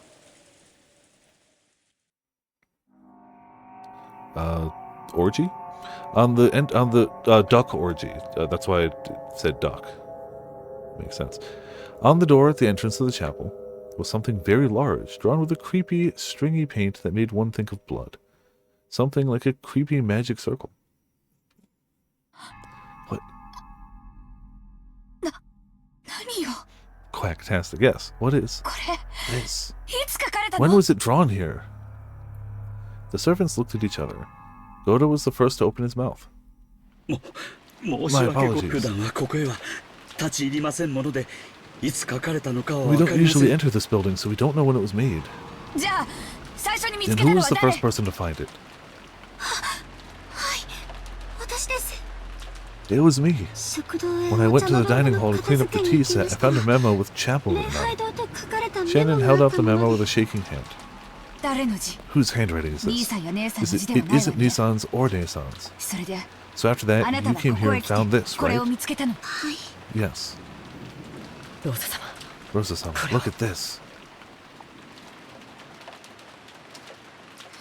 What? Happy Halloween for... What? Cannon pointed at a single line of English written below the creepy magic circle. Until it had been pointed out to her, she thought it was just another part of the magic circle. There, the following words were written in English. Happy Halloween for Maria! Happy Halloween for Maria. This creepy magic circle was for Maria. Happy Halloween. Yesterday, only one person had said Happy Halloween to Maria. The key phrase match. It was the Golden Witch Beatrice. Yeah, happy Halloween. Definitely the part I'm looking forward to most to seeing animated in Chainsaw Man. But what about Maria? She should be sleeping with her cousins, right? Did you check?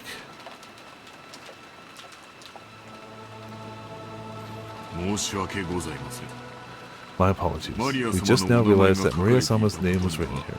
We still have not checked. Quickly. What are you doing? I'll go check on Maria and come back.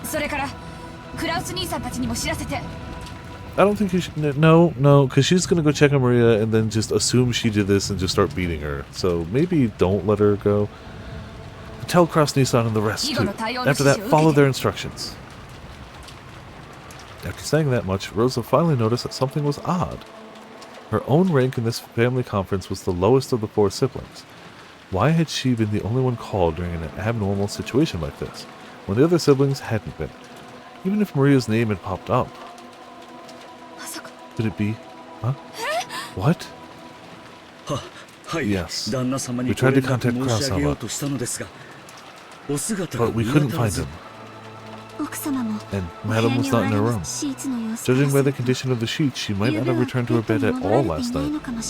Rosa felt something creepy crawling slowly up her back. It was a duck. Did you check inside the chapel? No, not yet. We tried, but... Actually, the lock on the chapel is special, so the master key will not work.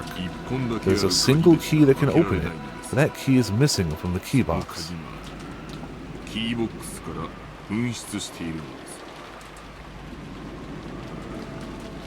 So it's like the shed, only holier and fancier? Did this take the place of the shed? In Chapter 1, was there a chapel that we just didn't know about? Is the chapel in the same place that the shed was? Does the shed still exist and it just doesn't have dead people inside it right now, so we haven't thought about it? But they'd have to have a shed, right? Just to keep stuff in for gardening. You don't have a rose garden like that with no tools to tend to it. Quantum shed. Schrodinger's shed.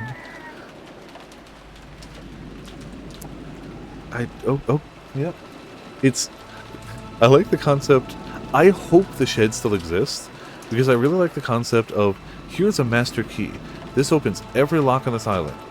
Except for this one, which has its own key, and this one, which has its own key, and this one that has its own key, and this one that has its own key. There's like one master key and 150 other keys that unlock the other things that only open from those keys and not the master key.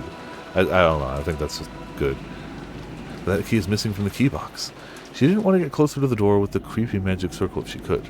Rosa readied herself and approached, then tried pushing and pulling the knob. No, none of the servants tried that. And definitely were lying to you about it being locked. All she felt was the resistance of the sturdy lock. We searched to see if there was a window we could enter through, but I think we'd have to break one of the windows if we wanted to check inside. What do you think? There's no way I can give you approval to do something like that. This is Father's precious chapel. At that time, the events of the previous day swirled around in the back of Rosa's mind, and it's just her slapping Maria over and over again. That's all she sees. A smile comes to her face. That's right. When I met that witch in the rose garden, didn't she hand Maria an envelope? Yeah, there's no mistake. She did hand it over. Fishing! Good luck on the fishing. Yeah, the master key opens the box with a key that opens something else utterly unrelated. Okay, actual fish, bit of gold. When Maria tried to open it, the witch told her not to do it yet, and then she surely said, "The time to open that will come soon." Rosa was sure. There could be no mistake. The envelope Maria received was...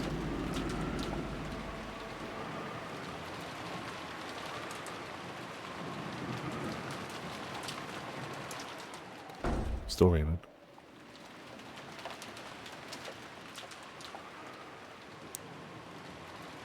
After dashing back to the guest house, Rosa approached the cousin's room while hiding her footsteps. Softly opened the door and peered inside. From the inside, she could hear the healthy snores typical of young people. There were 4 children, and Maria was there, sleeping soundly. After breathing a sigh of relief, she entered the room with quiet footsteps. She was after Maria's handbag, which was resting on the sofa. Maria always liked carrying her treasures around with her. She was probably emulating how her mother always carried her makeup with her. Of course, she was just imitating her mother, so everything on the inside was junk. She carried her treasures around with her. Everything inside was junk. Only makeup and money are worth having with you. Anything else is garbage. Even if it's the treasures of your only daughter. Admits that her daughter cares about them massively, and then immediately goes, it's garbage. It's unimportant.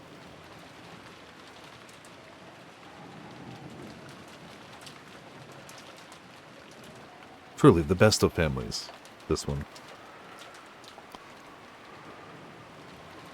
In Maria's case, it was full of small, creepy occult items, notebooks describing things of that nature, and so on. Rosa had never been happy to see her daughter walking around with things like that, which weren't girlish at all. Only makeup and money matter. That's it. Excuse me. However, trying to force Maria to stop had resulted in a big fight, where she definitely didn't slap Maria, so she decided to let it be.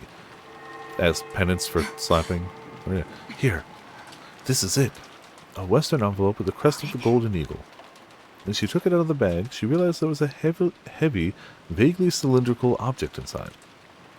She could tell by its feel and its weight. There was no doubt. This was a stick of chalk. A key. After turning around and around, checking that Maria was still sound asleep, Rosa tore open the envelope and the contents spilled out into her palm. This is the only time so far that I kind of get her going against her daughter's wishes. Because, like, something's clearly out. But Maria's gonna hate that. It was a key with an old and intricate design. But this is the first time where it's like, you have some basis for that. You have some actual reason that isn't just, I hate everything my daughter loves and everything about her. And I express that physically through violence. Well, she told Maria to open it when the time was right, not Rosa. The timing might be right, but the person opening it is not. And you know that matters to Maria. I know that matters to Maria, like... But, yeah, I mean, she doesn't know anyone's dead. But there's definitely something up. There's definitely something legitimately wrong, and he gets that. Rosa gripped that key and dashed out. Battler seemed to have noticed that sound, but after grumbling and turning over in his sleep, he started snoring again.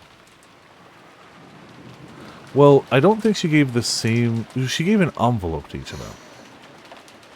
But I believe they were probably different envelopes. Because Rosa was supposed to open hers at dinner, correct? And Maria when the time was right. I think. I'm pretty sure about that. Kenji-san, could this key be the key to the chapel? Yeah. But that makes it even weirder, because I assumed that the note chapel was the note that Rosa was told to open during dinner, but Rosa clearly had no knowledge of that. I had just assumed that's what was in her envelope. But maybe it wasn't? Because Rosa's here and has no knowledge of chapel other than it was a place we didn't go as kids and still don't. So, where did you... Yes, this is the key to the chapel. Rosa approached the creepy magic circle once again and put the key in the keyhole. Except... There's always an exception. There was a strong resistance. After it resisted for a short while, it stopped resisting with a clunk. Then, squeaking with a noise that hurt one's ears, it slowly began to open. That's true. She was there. She acknowledged it. But now... Maybe it's the panic, maybe it's the sleep, maybe they just bonked her solidly on the noggin. Maybe all three.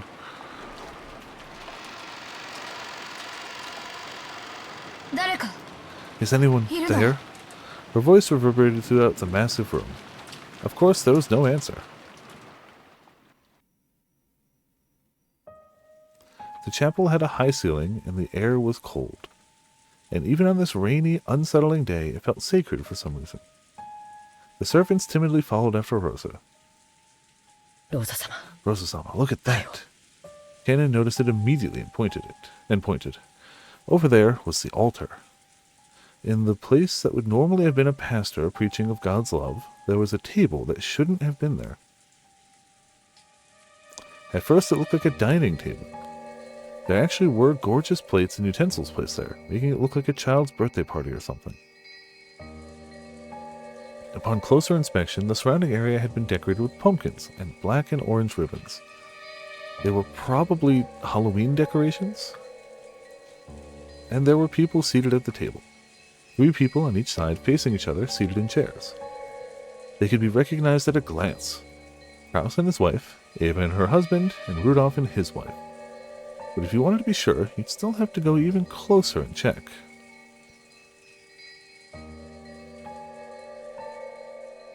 Because they seemed almost like dolls. Rosa and the rest had opened the door, entering all at once with the sound of many footsteps, and called out asking if anyone was there.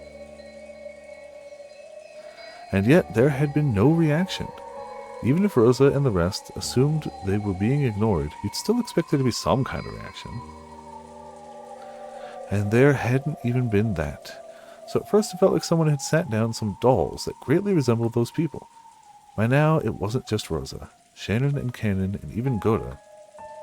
They were all fighting frantically with the creepy emotion that grasped their hearts.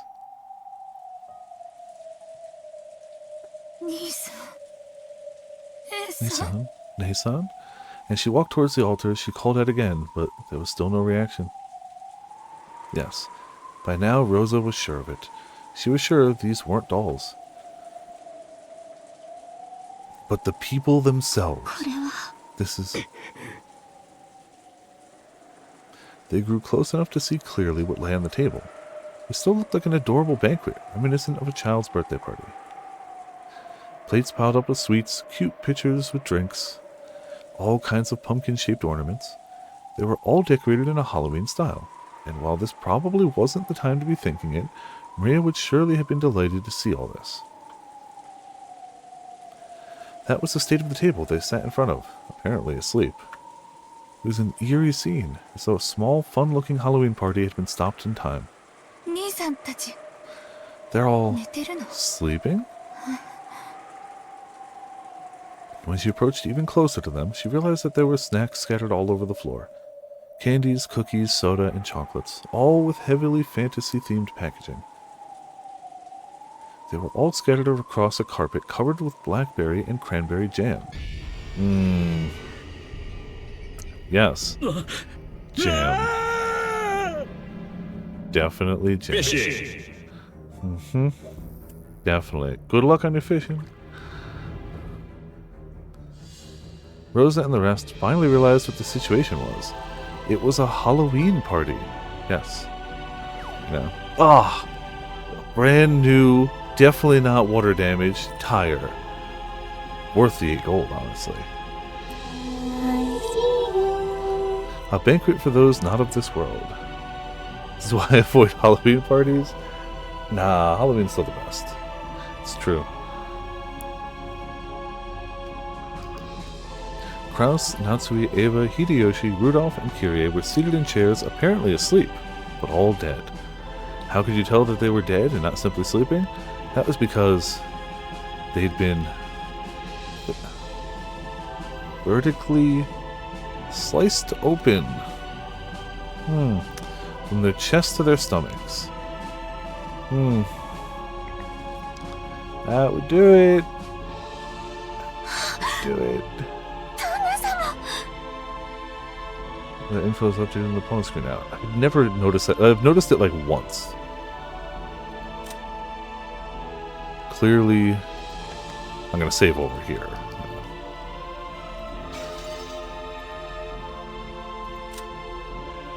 Yep. Ugh. His corpse was found in the chapel. The direct cause of death is unknown, but it seems his stomach was cut open and his intestines pulled out after his death.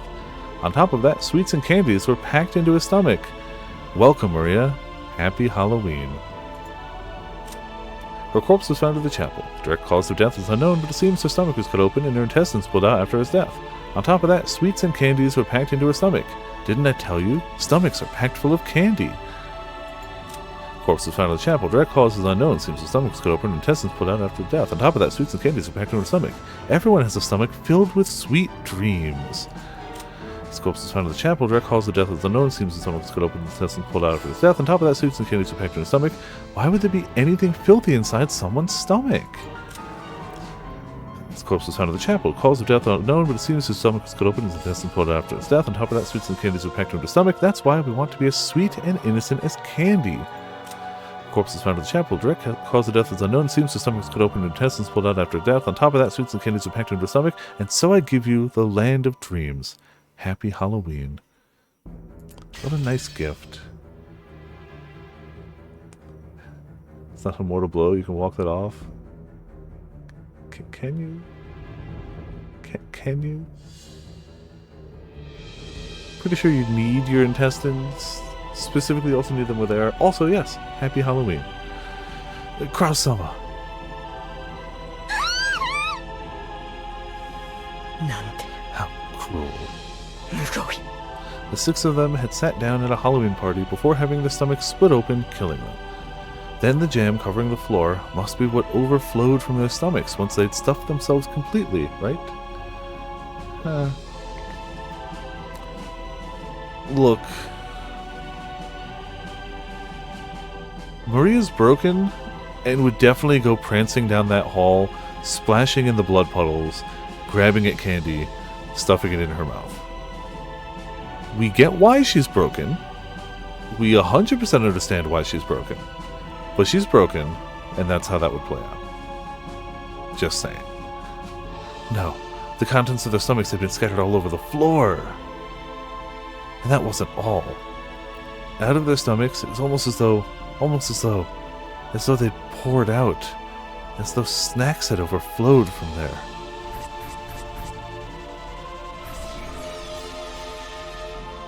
That was a sound effect. Candies and cookies, soda and chocolates had poured out, stained with blood, and had scattered across the floor.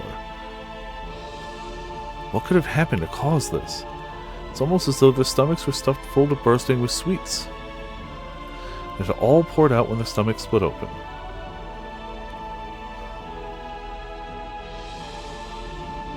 Rosa remembered a certain shocking meal, a turkey that had been served at her own birthday. When it had been cut open with a knife, out flowed one of her favorite foods. But since she hadn't been told what was inside, the deep, deep red ketchup omelet rice poured out like bloody maggots. Yeah, it sure would. That's a weird way to surprise a child. We've taken your favorite food and stuffed it inside a turkey, and it'll only be revealed when we cut it open. Nobody thought that was a weird way to do it, and that there wasn't, like, some other way that wouldn't make omelet rice look like bloody maggots? Because, like, I understand. So what you're saying is generational trauma. Pulsing, dripping, slimy, pulpy, squelching.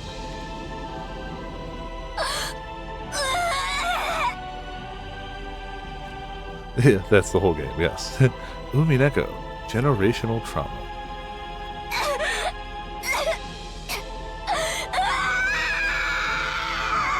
No, that's fair. The trauma of her youth was revived. Rosa felt a monster raging inside her stomach as the acid started to rise. Unable to hold back, she threw it all up on the floor. Her empty stomach had nothing but stomach acid. The scene in front of her was a no-fun Halloween party now. The 3 couples were enshrined right there, their stomachs vertically wrenched open. wrenched open with the... Yeah. So many snacks had been stuffed in there. Pulpy, squishy.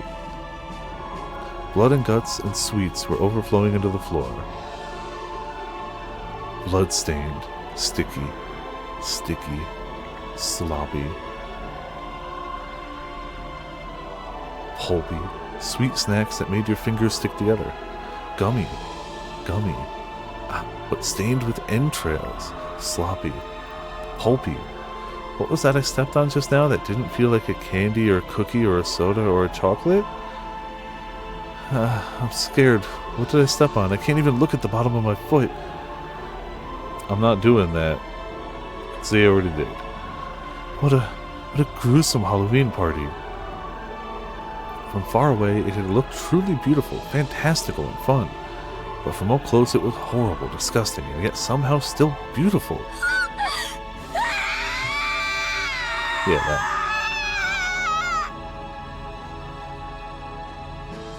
Rosa's wild thoughts tried as best they could to escape her throat with a loud voice that was neither a scream nor a roar. Kraus-sama. This is horrible, just horrible. Call an ambulance. Bro, really? A, they dead. B,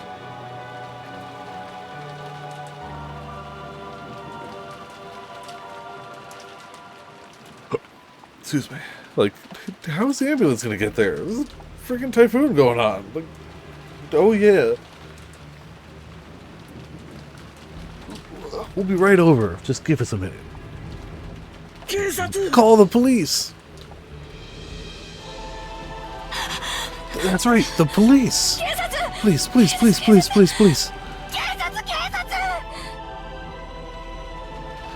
If a word so tied to reality hadn't come out of Gota's mouth, Rosa and the rest would probably have found themselves unable to escape that nightmarish party even now. But it wasn't because they thought the police might be able to do something. If they didn't keep yelling about the police, it felt as though another seat might be set up at this demon's party and given to them. Their own chests felt like they were expanding unpleasantly from the inside, rumbling, churning. And it was surely because candy was about to overflow from their stomachs. Rosa, once again tortured by a desire to vomit, threw her stomach acid up on the floor. And then she searched to see if there was any candy in it. Ooh. It's a scratch, they can walk it off. Yeah. A scratch of their entire insides. Super easy. Anyway, Rosa coughed violently again, forcefully spitting out the stomach acid that had been burning in her throat. She realized that by now, her whole body had been covered in a filthy sweat.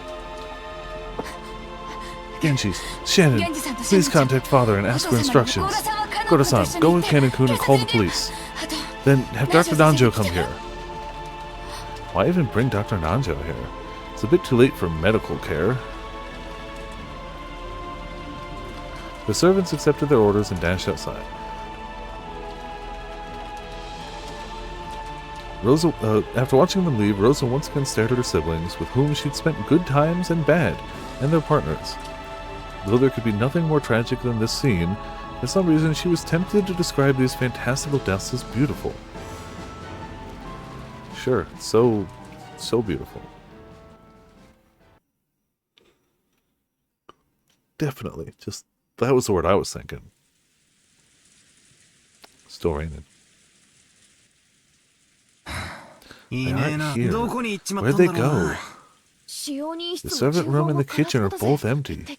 What in the world happened? Ooh. Triple ooh. Mama? Where's Mama? Away from you, and that's always for the best. My letter! Oh, yeah. The letter I got from Beato. Give it back! Give it back! Yeah. 弱ったね。 Perplexing. バトラ君、 Battler-kun, 本 are 当 you に sure it was Aunt ローザおば Rosa? さんだったのかい？ Well, even I was half asleep, so I'm not too sure. But I get the feeling that in the early morning, Aunt Rosa came in and fished around in Maria's handbag. I figured there was probably a tube of toothpaste or something in there. Why would there be a tube of toothpaste in Maria's handbag? Why would there be a letter from a witch in Maria's handbag? I don't know. People keep weird stuff in their bags, things they think might be useful or something. I don't know. Looks like you were a little more than half asleep. Battler vaguely remembered Rosa entering the cousin's room. Magic handbag, of course. Also, when Maria woke up before the rest of them, she'd started rampaging around saying that someone had opened the envelope she'd been keeping safe. Putting two and two together, they figured that Rosa had probably come and opened the envelope. A letter from the Golden Witch. I wonder what was inside. I don't know. That envelope was for grandfather's personal use, and it had the Ushiromiya family crest on it.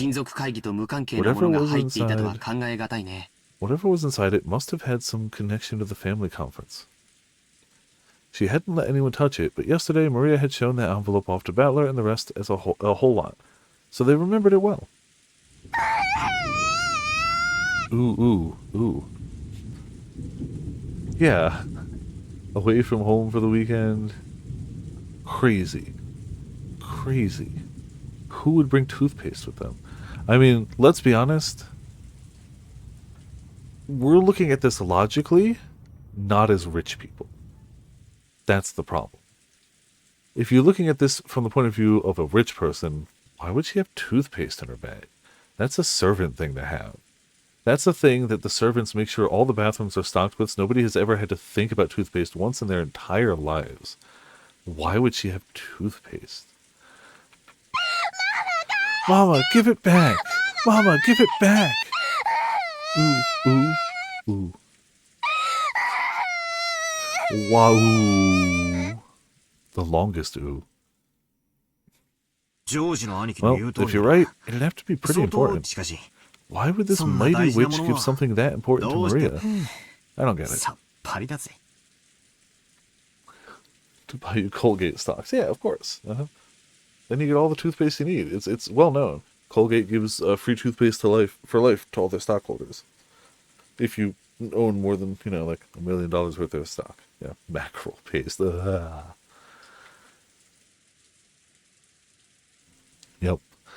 Yep. Every once in a while, the refreshing morning atmosphere was completely wiped out by the sound of thunder. It was only natural. Since the moment they'd woken up, they hadn't met anyone else. It felt like only they were left, as if the mansion had become an empty husk. Hey! Anyone there? Answer me! Jessica called out into the hallway, and eventually an answer came back. It came from the entrance hall. I can hear you. Has something happened? It's Dr. Nanjo. Thank goodness. Looks like everyone but us hasn't disappeared from this island after all. Well, you only have proof of one person. Dr. Nanjo, good morning. I'm sorry, but do you know where our parents went? Dear me. I only just woke up and came here, you see. I have no way of knowing for sure, but let's see. Where does he sleep? Like, does he have a room in the main mansion? He's the family doctor, but I guess he only practices here? I guess he just stays, maybe he just comes by like most days or something. One of the guest rooms in the mansion. Yeah, I guess it makes sense, but it's still, I'm just realizing now that it's a bit weird that like, I guess they functionally have him like on retainer. Like, he's here to look after Kinzo. I guess he doesn't, practice elsewhere, at least currently. I have no way of knowing for sure, but let's see. Makes households for Kinzo. Okay. And I guess, he's kind of stuck here as well. So, okay. It's only natural. Nanjo was a guest like the rest of them. He'd come just now to pass the time in the parlor until breakfast. Ooh. Dr. Nanjo, Mama took it. Mama took my letter. Give it back. Ooh. Well, the only person who can give it back is your mom.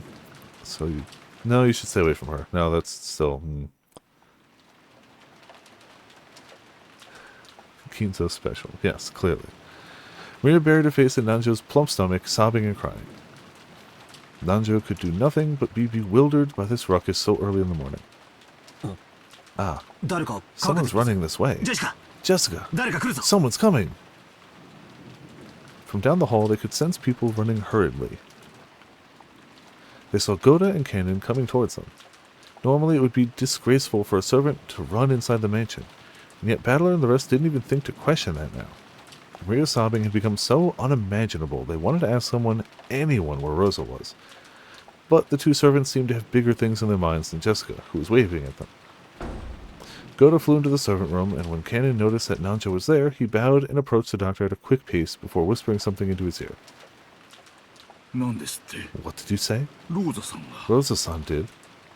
はい Yes. ご案内いた I し will ます guide you, so please accompany ど me. うかご同行わかりました Understood. こちらへ This way. Without saying anything more than that, Kanon finally noticed Jessica and bowed to her. But he wasn't calm. He dashed back down the corridor by which he had come, followed by Nanjo. By looking at how hurried they were, Battler and the rest realized that yes, something bad really had happened. They saw Goda through the door to the servants' room, which had been flung open. He was holding the receiver and violently pressing the hook. From that, they realized that he was trying to call a hospital or the police. In any event, he was trying to call someone because a serious emergency had occurred. 行ってみようぜ Let's have a look. Yeah. Mama, give it back! Give back my letter! It's an invitation to the Golden Land! They didn't know what, but something was happening. Battler and the rest chased after Kanon and Nanjo. Ah, and then we realized. Kanon-kun had called Dr. Nanjo, but he hadn't called us. So we shouldn't have gone with them. I wonder if Alice regretted her excess curiosity when she chased after that rabbit holding a clock.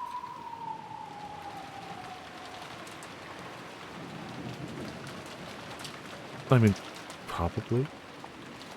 Maybe?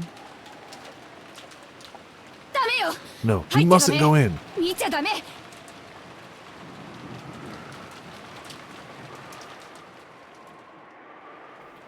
Sorry. You mustn't look. Jessica-chan. Yeah, no, not gonna be good for anyone. No!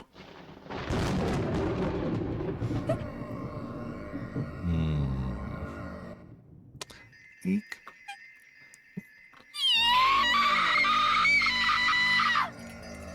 Fair? 母さん Mother, 父さん father! 何が What 何があっ happened? たの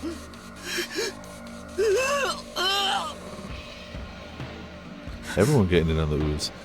What the hell is this? 趣味が悪いにも程があ This る goes way beyond bad taste. 命を奪うな Isn't taking someone's life bad enough? What the hell is なんだ this? よこりゃわざわざ殺した後 Going に to all the 椅子に trouble 座ら after せ they て died 腹 of を裂い setting て them on chairs, slicing their stomachs, and pulling their entrails out. 歌詞をわざわざ中に詰め込んだってのかよ They went to all the trouble of stuffing their stomachs full of sweets? なんだって Why? Why the hell would you do something so fucked up? なんだってチキショーチキショ Damn it, damn it. ーやってくれやがるぜ Nice job, you bastard. Just great, just great.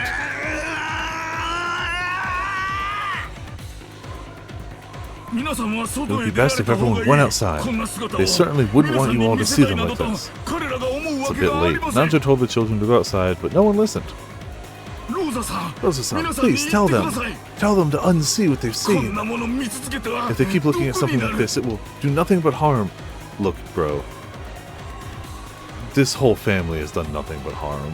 I get what you're saying, but like, this is just another layer on the same cake.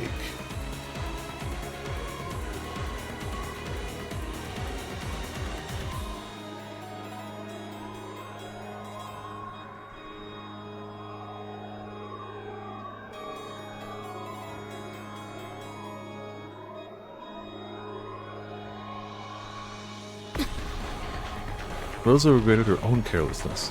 She should have realized that the children would eventually come here. She should have quickly locked up instead of standing around stunned.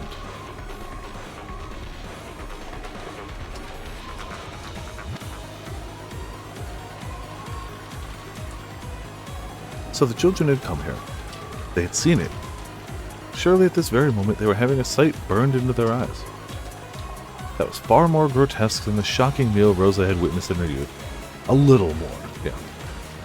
While she hugged Maria, who seemed to be too shocked to show any emotion at the gruesome sight, Rosa cried for them and their parents. The poor groaning and crying voices, their sadness, continued to echo in a place that should have known God's love. You piece of crap. Again? Another one of these murders? And this time you made it all elaborate, killing them like it's a total joke. I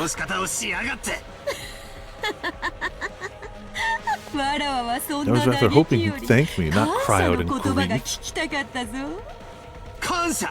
Thank you? Did you say I should thank you, you old bitch? Damn it, there's something wrong with your ears. I'll cut them both off so you can hear better. Why should I have to see that insane way of killing and say, oh, thank you very much, Beatrice-sama. I'll beat your brains out. In the last game, you lamented the fact that you couldn't see your parents' faces after they died, yes? So this time, I left them. Didn't touch them. Take a good look, for without a doubt, your father and the rest have been killed. What a bro. Really, what a nice treat. I'm so fucking happy. I swore I'd plow your face after I choked the life out of you, but I'll take that back now. I'll rip out your guts instead. I know what they meant to say, but I don't think you should say you'll plow her face after she dies. I get what he meant. I understand. I understand that it's not what they're implying. But I am going to hit you with a phrasing. Don't give in to emotion. Don't stop thinking. My game has already begun, right? She's into it. Yeah, let's be fair. Probably, yes.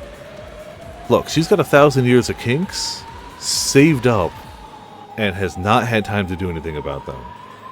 So, you know, I decided to leave you neat and tidy corpses this time. What, you thought the feet was the only thing? Nah, tip of the iceberg. Do you know why? When you denied my existence in the last game, you used this line of thinking. Their faces were crushed, so the identity of the corpses can't be confirmed. Therefore, we can't eliminate the possibility that fake corpses were prepared to create an alibi. Unless that possibility is denied, a human culprit theory can still be built. What did you say?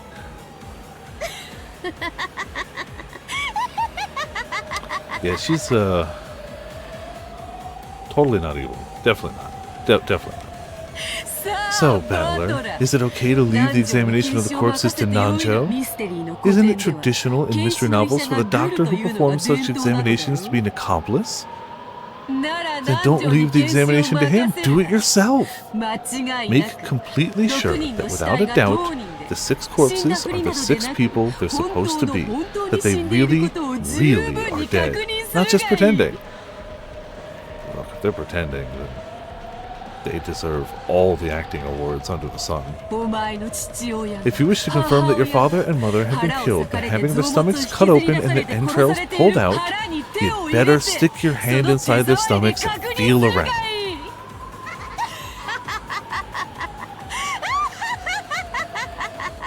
The frickin' Kefka laugh gets me every time. It's not exactly, but it's, you know, it's in that vein.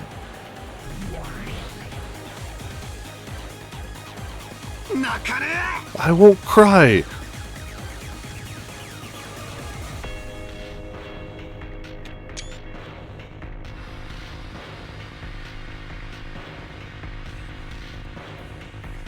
He cried cryingly. Damn it, I won't cry! Look, just because all Battler does is lie doesn't mean you have to clump all of us together. Battler suddenly cried. His tears were still dripping down, but as though scolding himself for being a sissy, he slapped his face hard several times with both hands. I wouldn't lie. It was a lie. Machi, how dare you! Even so, the tears still wouldn't stop. However, he felt a hot blaze in both his eyes. Whoever's responsible for this piece of work, I'll make them pay back their debts completely. So, this isn't the time to cry. Gotta think about what to do. It's useless. It's all useless. If you've got enough time to cry, then think. This is no time to let yourself cry. Rather than genuine anger, maybe it was more of an evasive anger to blot out his sadness. However, it gave a little courage to George and Jessica, who'd been crushed by the sadness. That's right. Even if we cry... Wait. But wasn't that different? How did they... But how did I...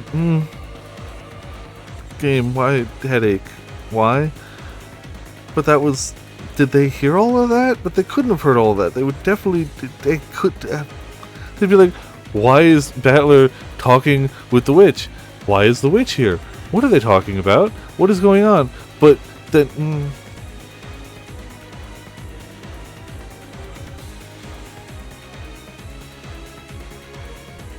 Cool.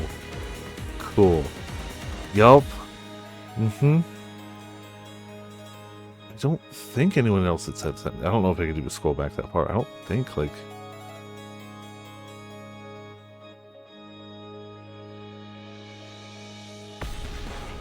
Sure, we're just gonna keep going. Even if we cry, it won't change the reality of what has happened. Damn it, damn it, damn it, damn it, damn it, damn it, damn it, damn it, damn it. And what should we do? What should I do for Mom and Dad's sakes? Rosa-sama, I have returned. Goda-san, what happened with the police? What did they say to do? Did they say when they think they'll be able to get here? As to that, it seems the phones have broken down.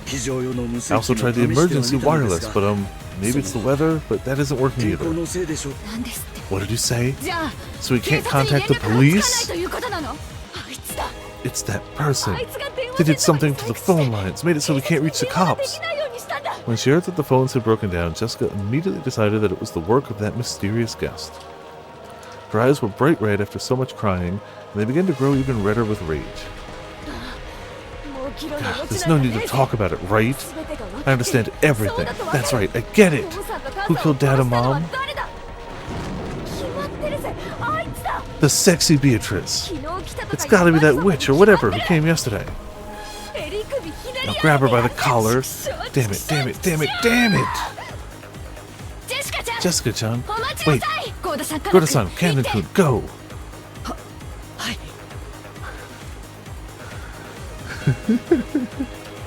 Yeah, it's normal things to think. Dental premonition never leaves you. No, it doesn't. It definitely leaves scars that linger. Yes, ma'am. Lady, wait! Covering her uncontrollable sadness with anger, Jessica ran outside, torn apart by emotion. Thinking about it hastily made the mystery guest who'd arrived yesterday, Beatrice, was suspicious. However, in that instant, there was absolutely no proof that she was the culprit. At this moment, she's just another guest, no more, no less. So Rosa, making an adult decision, was forced to stop Jessica in her rash rampage. Goda and Cannon picked up on this immediately and chased after her. Could the guest that no one invited, Beatrice, be the culprit? Yeah, just chilling, you know. Laughing maniacally. I understand how Jessica feels. I wish I could think that too. Doesn't matter who. I want someone to be the culprit so I can bash them right in their face. But before that, we need a clear understanding of what's going on. Who is this Beatrice? I haven't even seen her face. Bro, you did it again. If you're looking for her face, it decorates the big portrait in the mansion. You still don't remember after looking at it for so long?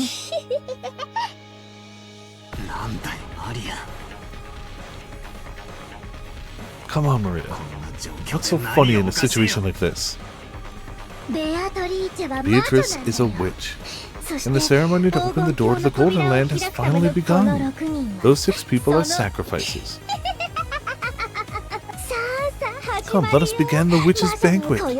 Tonight is Halloween, so now the witches will gather to celebrate. She's a smidge early on that. She's like, almost most of the month to go. Halloween's not till the 31st. You're on the 5th? マリア Maria, don't I always そ tell の you 気持 not ち to 悪い laugh 声で with that 笑うの creepy やめなさい voice? っていつも言ってるでしょ Look, Maria, just run. Your mom has had more stress than she's had on any other day of her life. Please just leave. Yeah. The crisp sound of Rosa slapping Maria's cheek echoed through the high-ceilinged chapel.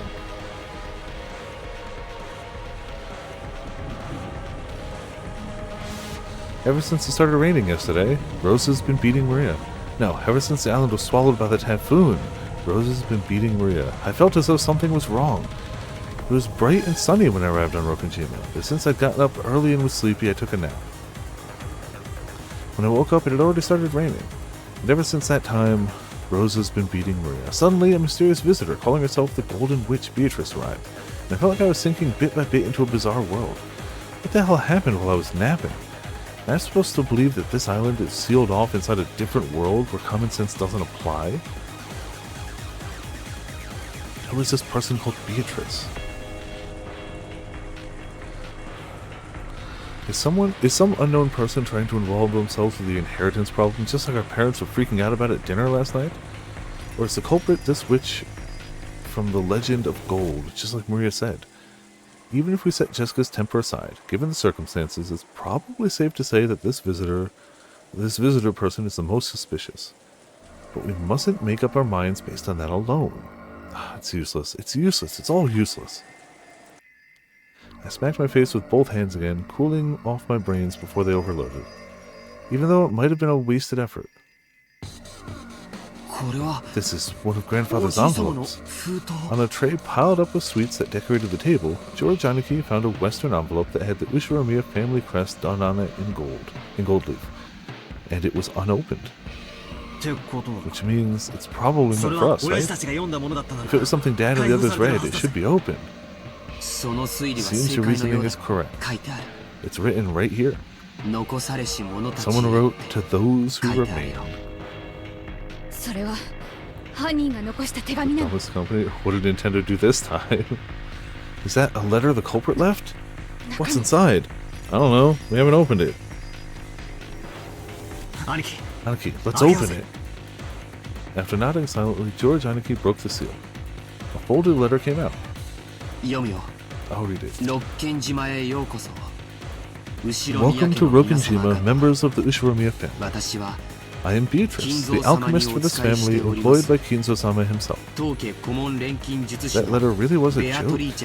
Miss Beatrice, who called herself the family alchemist, had announced that she was collecting the gold she'd lent Grandfather along with interest.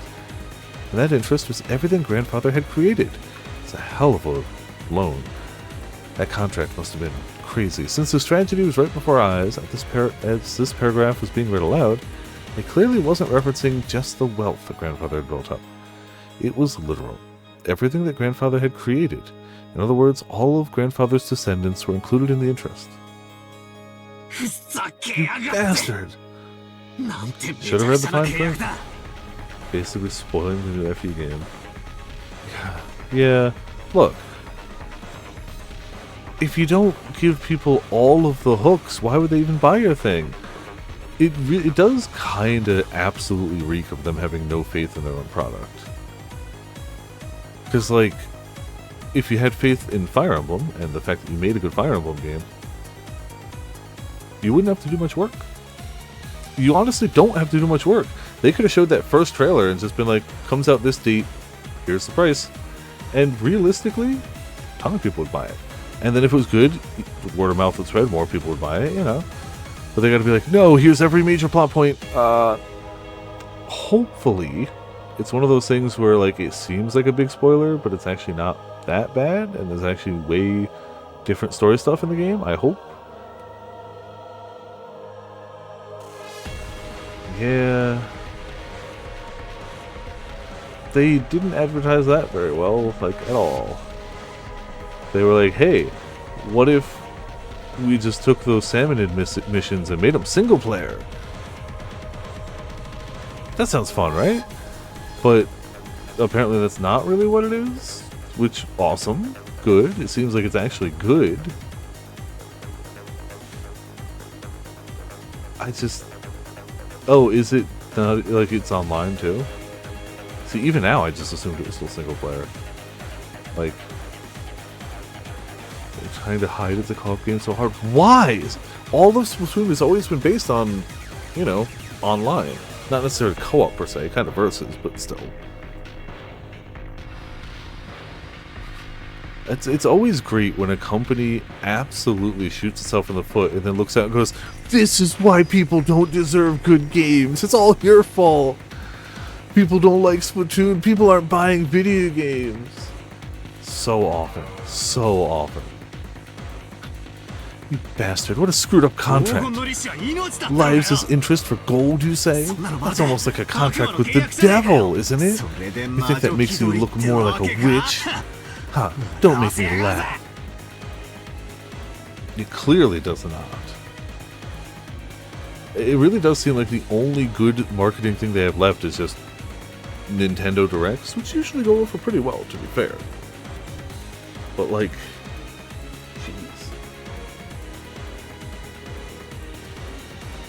jeez. Special clause. However, if someone is able to discover the hidden gold of this contract, Beatrice must abandon these rights for all time.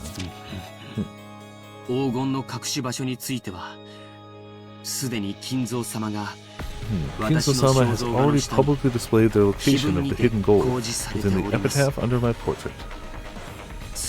In other words, it's something like this. If these murders represent her collecting interest, then she's telling us to try to find the gold she gave grandfather if we want her to stop. He is also saying that the secret pointing to the gold is hidden in the portrait epitaph. So basically, this is a letter of challenge from the witch. She's telling us to try and solve the code that points to the hidden gold if we can.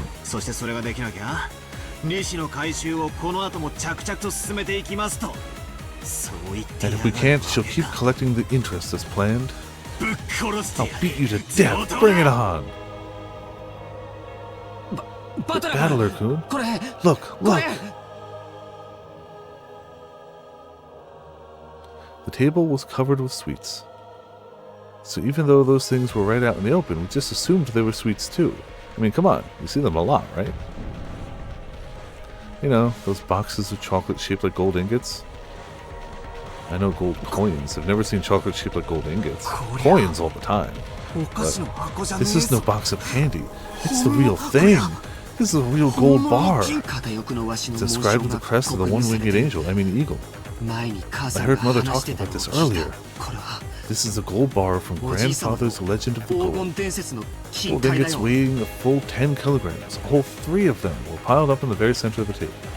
It was where a cake would have been placed if it was a birthday party. In other words, this was without a doubt the birthday cake of the party known as the family conference. It takes place on Halloween.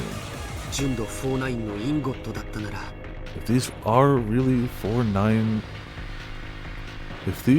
4 nines quality ingots, not how I describe it, but fair. Gold. It's worth about 60 million yen. Dumbass! That's too cheap! My parents have been killed and all you've got is this pile of just 60 million yen in gold. Don't take us for fools, damn it!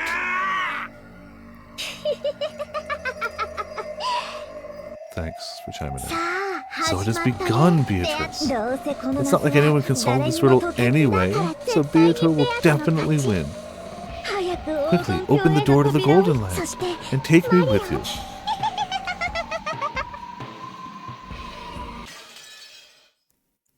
You know, the glass break still looks good. The background, don't worry about it. It's fine. Yeah, a lot happened in a little time.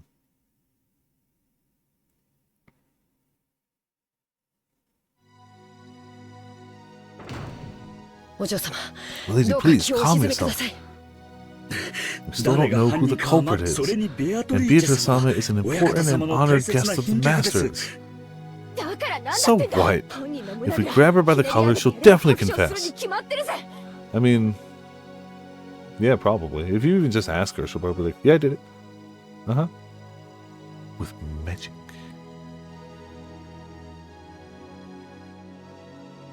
Just graphics with complex transparency, yeah.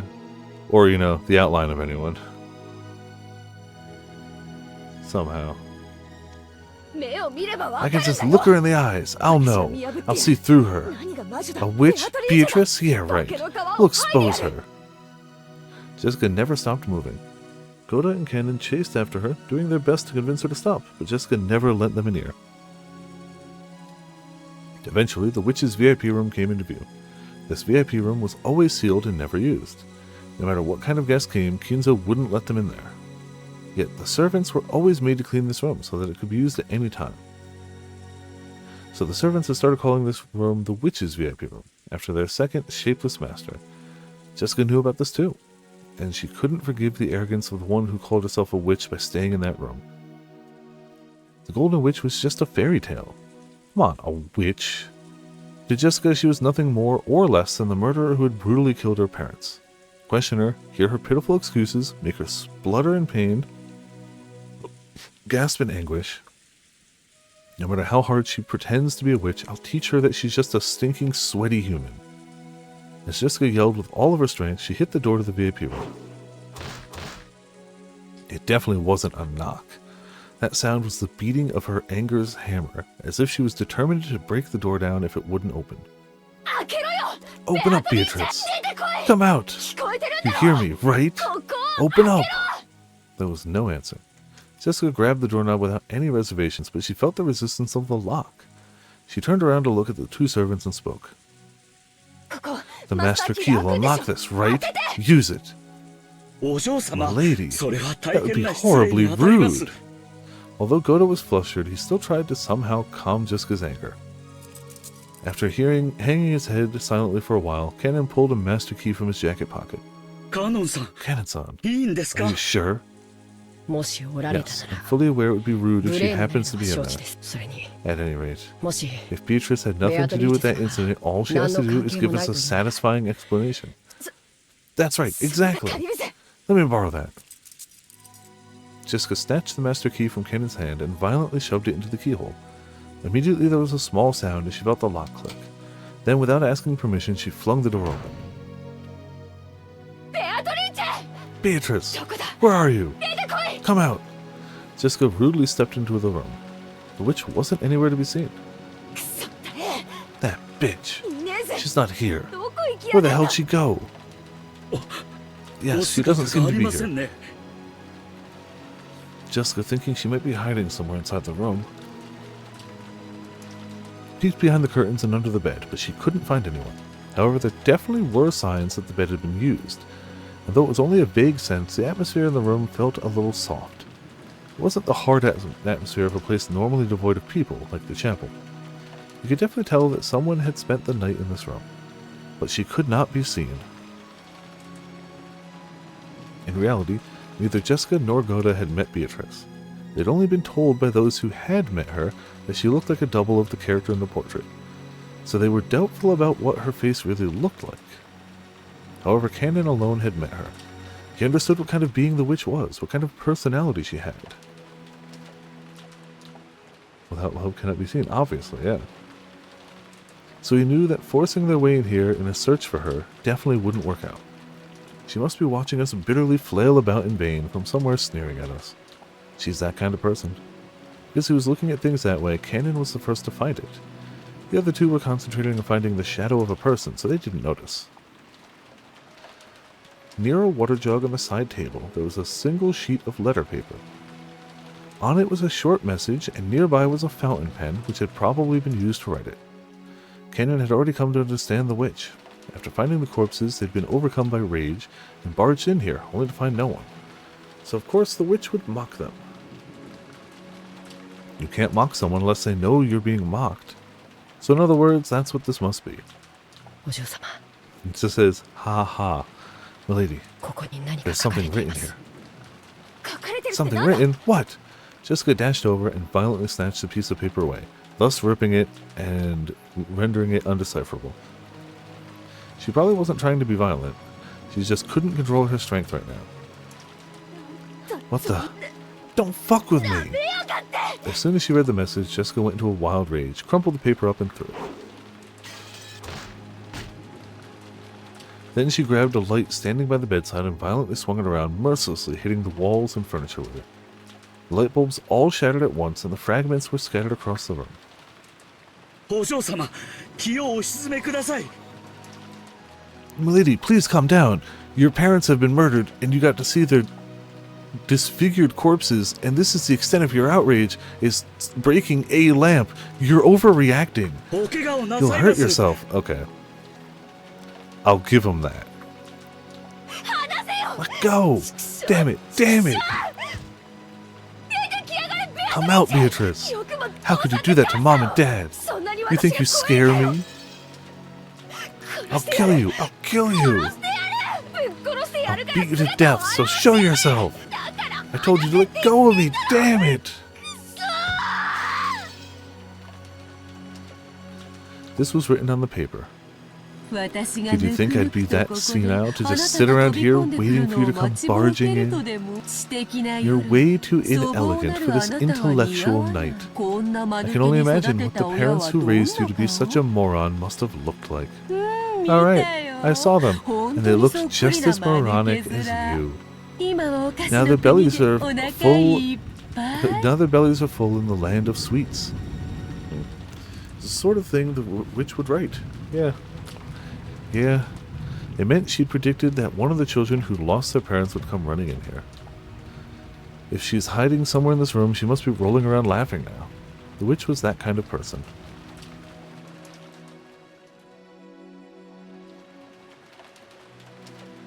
She sneered at people's misfortune, using it to stave off the boredom of 1,000 years.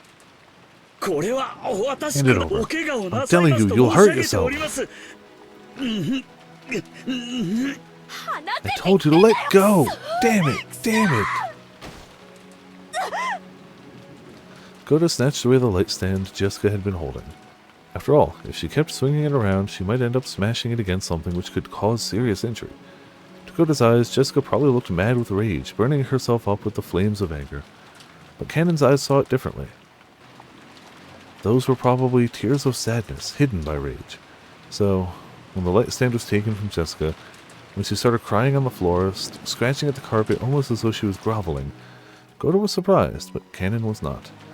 Of course, she had lost her means of crying by lashing out in rage.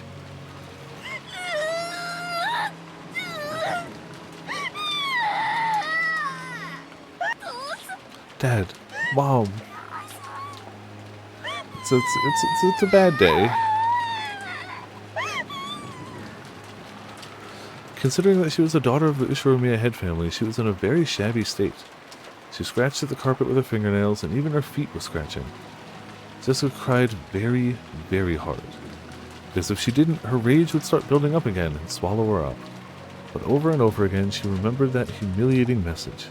I can only imagine what the parents who raised you to be such a moron must have looked like.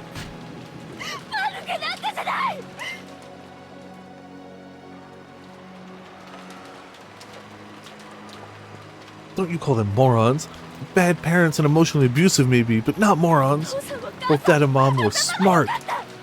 Not financially smart, but you know, otherwise. Unlike me, they were really smart. Don't you call them morons. Take it back. Take it back. Oh, right. I saw them, and they looked just as moronic as you. Now their bellies are full in the land of sweets.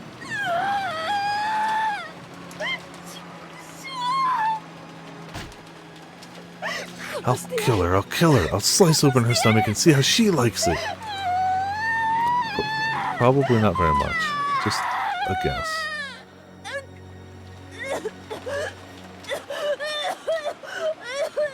As Jessica cried and screamed, she triggered an asthma attack. The servants watching over her hurriedly ran up to her and rubbed her back, but that only provoked Jessica's wrath. The hell? If you got the time to do that, search for that bastard. Or get me my asthma medication. Find him and bring him here. If you won't go, I will. Now kill him with my own hands. I'll slice open her stomach. Don't touch me. Damn it. Damn it. Jessica got up unsteadily, and as her asthma continued, she went out into the hallway. お嬢様、お薬を Lady, your medicine, quickly! 南條先生をお I'll 呼び call します Dr. Nanjo. 郷田さん、 Goda-san, 僕に would you leave 任 this せて to くれ me? ませんか。 Kanon had noticed. Goda, who was vastly separated from her in age, probably couldn't sense the tears in Jessica's heart. Kanon, who had noticed, had to be the one to support her. か Kanon-san, いいのですか are you sure? 今のお嬢 I 様 believe Milady needs some time to cry right 涙 now, はご両親の considering that she saw her parents killed あ like んな that. 死に方を Yeah, So but this- don't die because your asthma attack either. You're right. Goda also understood, and he knew that Jessica and Kanon had shared a vague relationship with each other. So he understood everything and left it to Kanon. わかりました Very well. 私はロー I'll ザ go 様の back と to ころへ Rosa-sama. お嬢様を Please take care of くれ Milady. ぐれもよろしくはい、 Yes, お任せを。 leave it to me. Kanon's voice was frail, but he nodded firmly. After looking at his eyes, Goda nodded firmly as well. Goda was a veteran with many years behind him. He'd seen a great number of people in his life, so he knew the vigorous sparkle that could be found in the eyes of those who possess self-control. He had surely seen that in Kanon's eyes, so he would leave this to Kanon. When you think about it, maybe this was the first time Goda had ever trusted Kanon and relied on him for a job. Jessica, still suffering from her asthma, seemed to be heading towards her room, though she kept leaning against the wall. Probably the lack of oxygen, Kanon followed her wordlessly. If she had asked for a hand, he would have leapt forward and supported her. But until Jessica did ask for that, he chose to hide himself, watching over her from a distance where he could come to her rescue at any time. When people feel their hearts are about to explode from sadness and want to have somebody by their sides, you can bet 10 billion of them would want to turn around and find someone in the place Kanon now stood. As he watched over Jessica from behind. Then, finally, she doubled over in front of the door to her room. The asthma attack had stolen all of her strength, and her thoughts had gotten hazy from the lack of oxygen, making it impossible to even stand up again. Please just give her medicine. Then give her time, but give her medicine first. Right then, Jessica didn't think she wanted someone to lend a hand. She still hadn't been able to overcome the flames of anger. Even if someone had offered her a hand with good intentions, Jessica would have wanted to tear it off right then. She knew how unfair that would be, so she definitely wouldn't ask for help until she overcame the fiery anger burning inside. Jessica had probably lost the willpower even to call for help, but Kanon heard it. He definitely heard it. Kanon definitely heard that voiceless call for help, one shared by miserable grievers the world round. An endless scream that no one ever seemed to hear. Kanon quietly knelt by Jessica's side and wordlessly offered her a shoulder. Full of medicine, hopefully, though Jessica kept coughing painfully, she accepted it. Unlocked the door to her room and entered, where she grabbed the medicine. This way. I'll prepare your medicine right away. Please, for the love of all, do that. Yeah, I imagine it is, but even the attempt has got to be better than... Nah.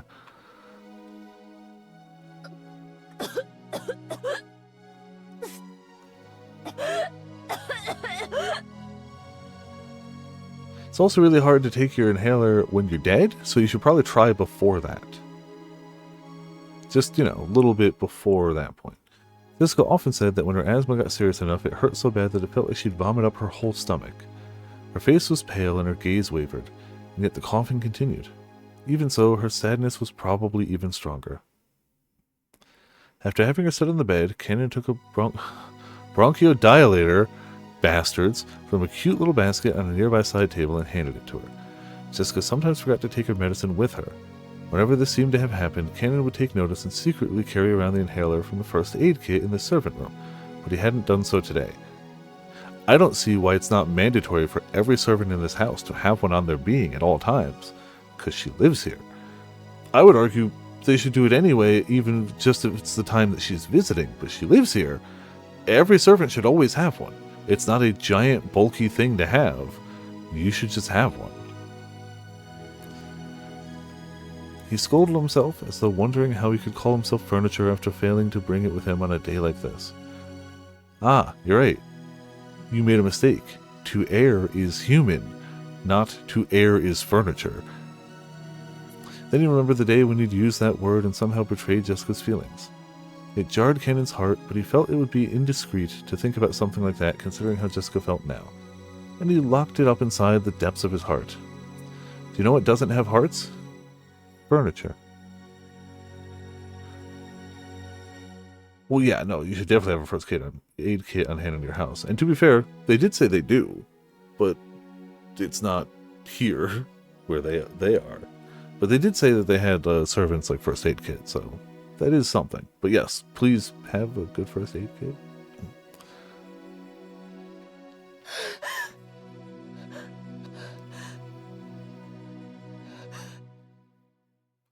When she inhaled her medicine, Jessica's wild breathing calmed down bit by bit, and she was finally able to regain her composure. But she lost too much strength and willpower to get up from the bed. Can't be sad if I'm unconscious. 大丈夫ですか?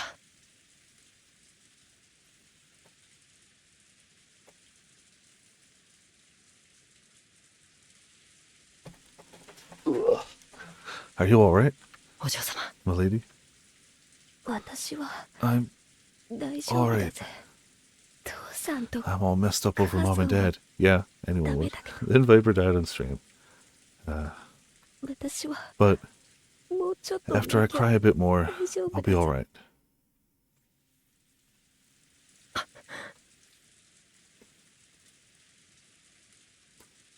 Kanan regretted his poor choice of words. Did he really say, "Are you alright" to her? Was he really that clueless of the pain in her heart?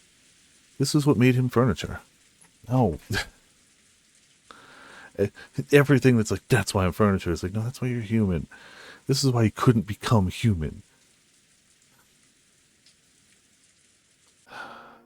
廊下におります. I will be in the corridor. ご用がありまし If た you ら need anything, please call me すぐにお呼び immediately. ください. Kenan understood that she still needed some time to cry alone.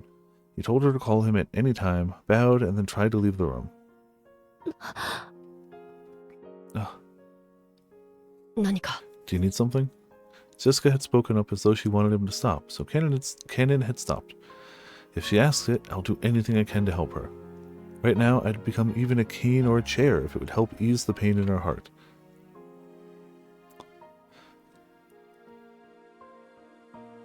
Kenan, would her sitting on you also ease the pain in your heart?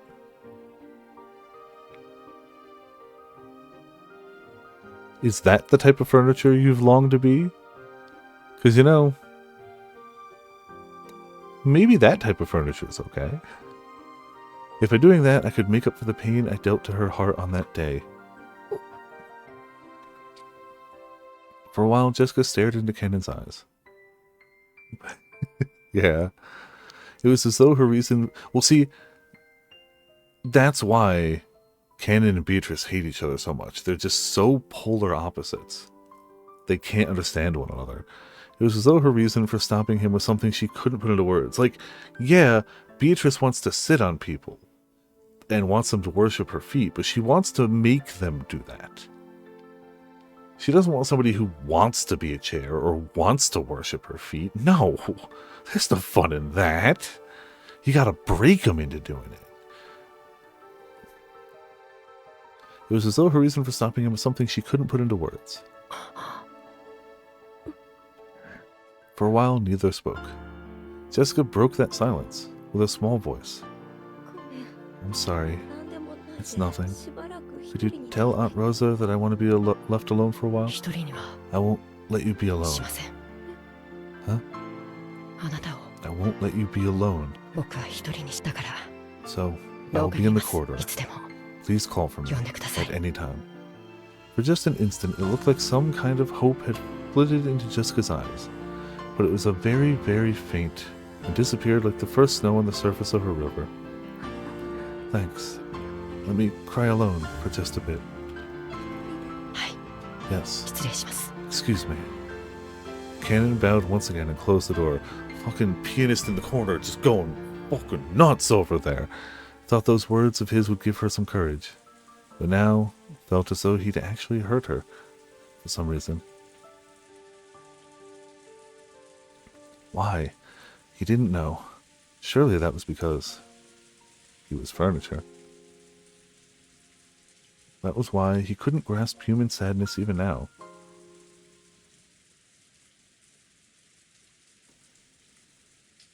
No, he definitely grasped the sadness part of it.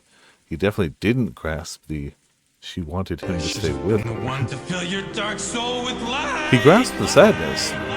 That was why he did everything in the hallway and up until the room. He just didn't grasp the, you know, she wants you to stay, bro. As Kennen repeatedly questioned himself, he walked down the corridor. He felt like the window at the corridor's end was coolly calling to him. In the end, am I nothing more than furniture after all?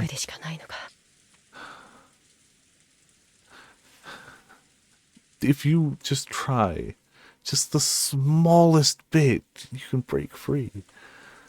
You blame everything on you being furniture, and then it's like, if I only failed because I'm furniture, am I nothing but furniture? Like, just, have you ever tried for a brief moment in your life to not be furniture? Just to see if you could be not furniture. Instead of just, it was still pouring outside, a dark gray world. Even on days like this, Shannon would surely see the ocean and know that it was blue. But to my eyes, even if it cleared up, I would only see gray, till I can understand the blue of the ocean. I'll be nothing but furniture imitating a person. But Shannon admitted that the only reason she saw the blue is because she has love in her life. So, you know that. She told you that. So you should have followed the love you were feeling and that was being felt for you, and then maybe you'd see the blue instead of just going, I don't think I'm ever going to see it, so I won't pursue love. Furniture. You really don't understand a woman's heart, do you? In times like that, you ought to silently remain by her side. That's why you're furniture. To be fair, he does have very manipulative people in his life telling him exactly what he doesn't need to hear at any given moment. There shouldn't have been any trace of human life in this corridor. It had been an empty corridor filled with frigid air. But those scoffing words approached Kanan from behind. When he turned around, he saw that witch who hadn't shown herself when Jessica had searched for her with a rage bordering on madness, and who had left that sneering letter to toy with Jessica. There are 3 ways to hurt a woman. Let me teach you them. 1 is to hurt them with a blade. Yeah. Another is to hurt them in their heart. The last way is the most difficult and most effective method of hurting them, and yet it can hurt them without you even realizing it. Do you know what I mean? How could I know? I don't even want to know. It's to betray their expectations. No living being is more of a dreamer than a woman. They make up dreams all on their own and end up hurting their own selves. A distant man like you hurts women the most. You couldn't understand. You have no idea how deeply you've wounded Jessica. After all, you're furniture. Also, bro's a liar? It's like, I'm gonna be in the hallway. Just call if you need me. Goes to the farthest end of the hallway where he's not even going to hear her if she's like, hey, I need a little, I could, maybe now? I have no intention of playing along with your nonsense. He's definitely far enough away that he's having a loud disagreement with a loud woman out here, and I assume Jessica probably can't hear it. Did you appear only to sneer at me? Don't be so full of yourself, furniture. You aren't worth sneering at. She definitely says furniture like a slur, right? Still though, you may not be worth my time on your own. If the 2 of you are gathered, that's all I need. The pleasure that comes from laughing at the fates of young couples never tires me. What did he say? You don't mean... Milady's going to be...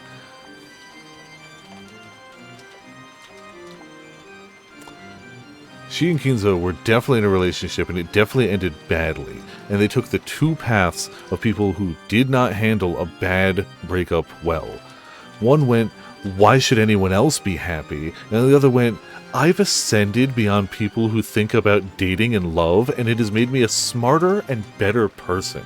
I can't believe all you people out there breeding and dating. I'm a better than you because I don't. Yep. And she's just going full Ted from Scrubs, but, you know, with a wicked glint in her eye. If I'm not happy, why should anyone else be? I'll make sure of it. And I'll cackle the whole time. Kinzo still wanted to capture his ex in a cage while also being like, I'm not human, I don't feel human emotions, I'm better than y'all, and it makes me smarter than y'all in every way.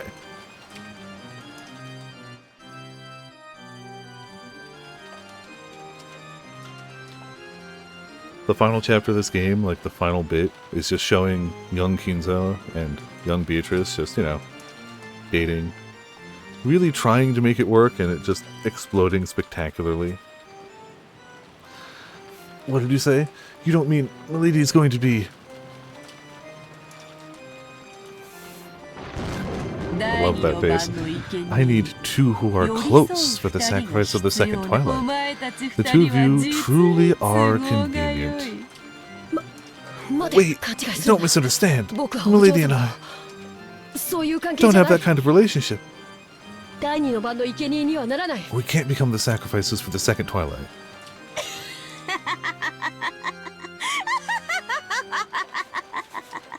Beatrice is definitely the type to be like, the rules only say close, and just staple them together before killing them. That's why you hurt Jessica. That's why you cannot become human. Then there should be no problem. If you won't admit you have feelings for Jessica, I can accept that. But I will kill her. Why? You idiot. Isn't it obvious? It'll be fun to kill her and see your face twist in pain. Why else? Following the rules of the ceremony, 13 people will be sacrificed on my whims. However, there's no rule that says I can't kill more. Play games with them? Yeah. If it amuses me, I can kill any number of people. So I will! Make me laugh as hard as I can. Cannon the furniture. At that time, Cannon definitely heard Jessica scream. When he blinked and looked down the corridor, the witch who'd supposedly been there so nonchalantly just a second ago was gone. At that moment, he was just standing there all alone in the corridor, doing nothing. And the person he wanted to protect was asking for help from far away in that direction. It was obvious what he should do. It wasn't logical, it was an electric reflex. Without a trace of hesitation or distraction, he throws himself out the window. There was a person he wanted to protect, and she was asking for help. And at that moment, he genuinely wanted the person by her side to be him.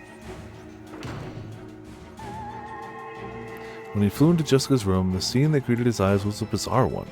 The room had become a fantastical world, where a blizzard of gold-colored specks danced, almost as though gold leaf had been scattered inside a snow globe. No, that's not it. I've seen this spectacle before. This isn't gold leaf. It's countless golden butterflies, Beatrice's minions. Jessica was surrounded by countless butterflies, waving her hands around, trying frantically to drive them away. Milady! Cannon-kun! Help! Oh, is it supposed to be butterflies the whole way, I assume? It's fine. Yeah, I kind of figured. Cannon rushed towards Jessica and violently brushed the cloud of butterflies away. The butterflies, which were sickening despite their beauty, surrounded Jessica's face, trying to crawl in through her mouth and nose. I don't think that's what butterflies do.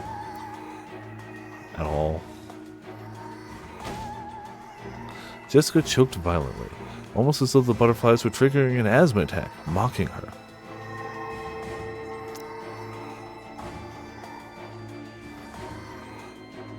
Why now, though? Why does it show...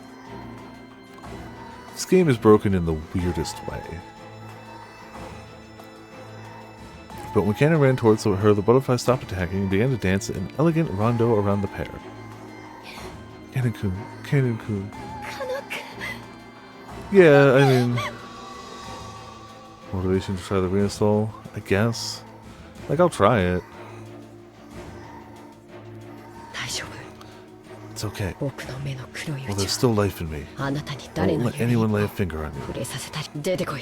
Come out, Beatrice. Are you happy now? As he stood guard in front of Jessica, who was using her inhaler and seemed to be in pain, Kanan yelled into the empty air. And when he did, the empty air did indeed laugh back, satisfied.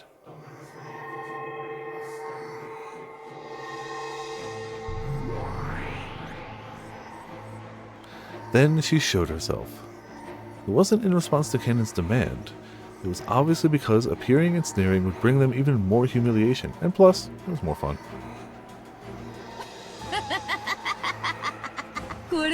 Now everything fits to the plot.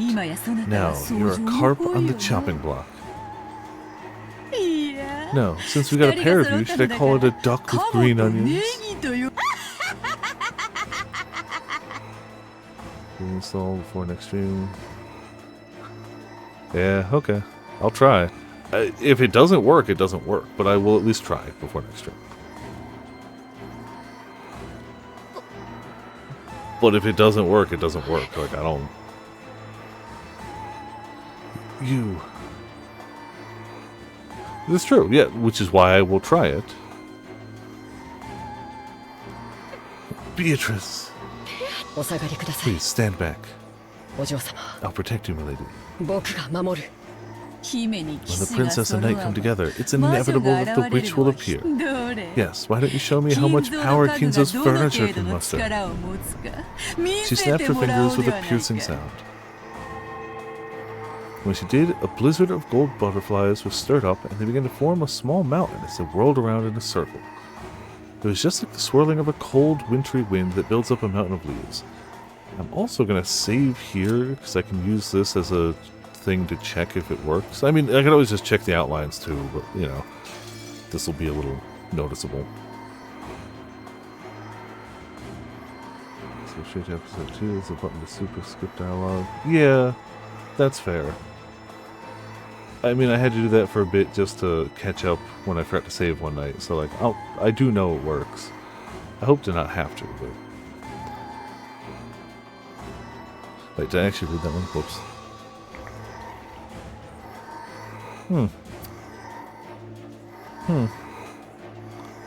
It was just like the swirling of a cold, wintry wind that bubbles up a mountain of leaves. From that mound of gold, a hand sprouted, and it appeared, as though a resident of the world below was crawling up from beneath the ground. Cool. What is this? I do like, though, the small positive from the weird glitch is that it's making all of his outlines the gold of the wallpaper behind, thus making it look like he actually is just imbued with that little bit of gold. That is the singular good thing about this going down, is it actually gives him that vibe that he actually is even more than made up of golden butterflies, actually kind of imbued with it. But also I have questions. I have questions. Questions.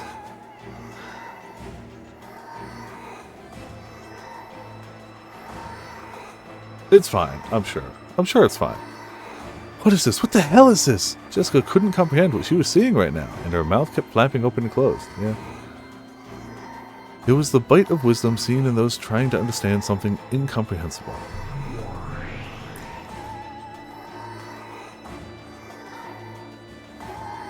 It's so weird the way it's bugging out. That thing crawling up was probably an attendant who served the witch. It appeared to be wearing a uniform suitable for one who served. But its face was wrong. It looked strange.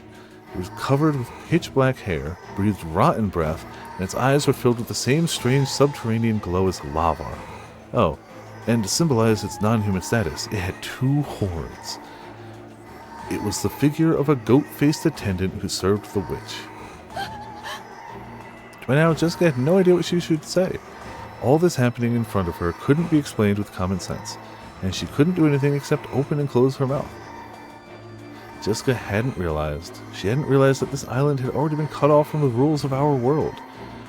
But there were some things even she could understand. This goat attendant served the witch and was after her life. And apparently the witch had already given it the order. She was looking at Kanan with an expectant gaze. She looked at him with an expectant and therefore challenging gaze, as though asking him how he intended to protect this maiden.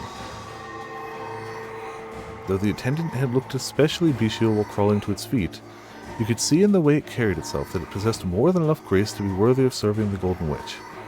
And also apparently a Senator Armstrong's worth of muscles, and you could tell that it was overflowing with the joy of furniture, wanting to meet its master's expectations. Well then, why don't you show me? Let's see the power of Kinzo's furniture. Goat muscles, son. Yeah, also don't mess with Beatrice, yeah. Yeah, definitely seems to be a bad decision. Definitely didn't expect Butterfly Goat Devilman attendant butler, who definitely has to get his suits custom tailored, and is still stretching them. This time, don't get the wrong idea, okay? Don't forget, you're furniture, got it? If you try to continue playing the human even now, this won't be settled by your death alone.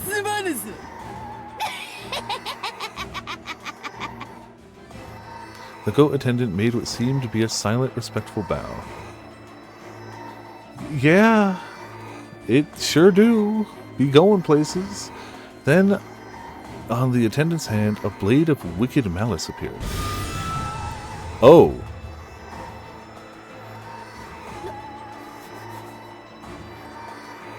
I'm sorry, because I know this wasn't intentional. I get it. It's not their fault. It's not their fault at all. But apparently bro's been playing Halo 2 in hell and picked up some tricks with the plasma sword, because, like, damn. Yeah. What the hell? It's that. Or, equally as likely, the Bungie devs played Umineko. What the hell is that? Jessica had been unable to understand what was happening before her eyes for a while. For a while now. Quick, Cannon, grab the gravity hammer! No, see, that's like Halo 3 or 4. So, like, Halo 2 came out before this. Oh, did it? Okay. Really? Part of me just assumed this game was older than it is, then. I guess I never really looked at the release date in 2008. Really? Huh. Yeah, I just assumed it was older. Okay. Cool. Not that that's like a recent game, but I still expected before. Higurashi Silver. Okay. All she understood was that this glow in front of her existed for the purpose of ending her life. And right now, that was enough. Kennen spoke quietly to Jessica, who was hiding behind his back. Lady, please stay back against the wall. Never let your back leave the wall. What? It's only right for the maiden to obediently hide behind the great knight's back. Would not work even if he had one. I mean, also if are demons weak to gravity? I don't know. And even then, isn't gravity just percentile health anyway? What's that gonna do? What if he crits? You know. It's only right for the maiden to obediently hide behind the great knight's back. I do hope you enjoy the pleasure of having your life protected by a man. Now, Kennen, let's have a look at your blade.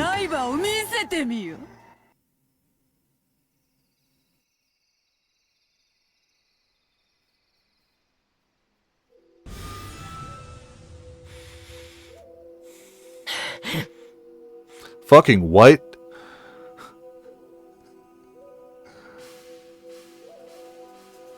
What? What? Look. I'm not saying I expected the demon, but I'm saying, you know, we can roll with that. That's butterfly magic. Sure, fine, whatever. What? What? You know, if being furniture gets you a dope-ass wrist blade, I could be furniture.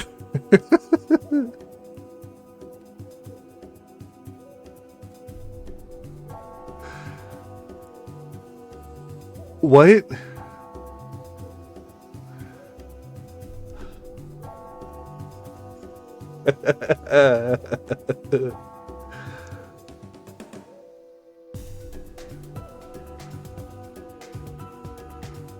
This is episode 2 of 8!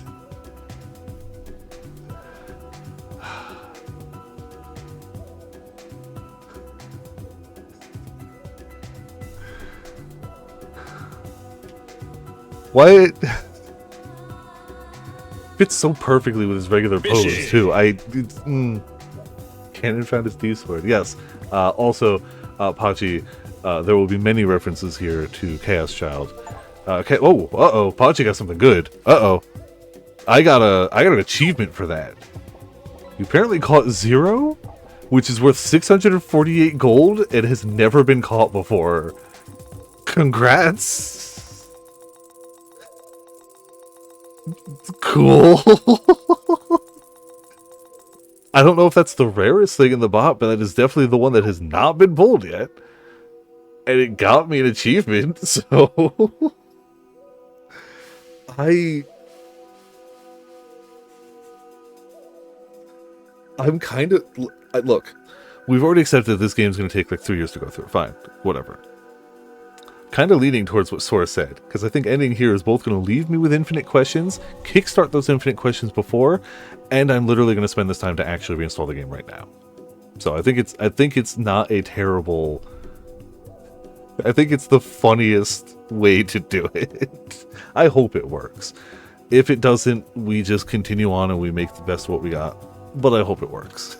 This is not the best place to stop. This is, I think, the funniest.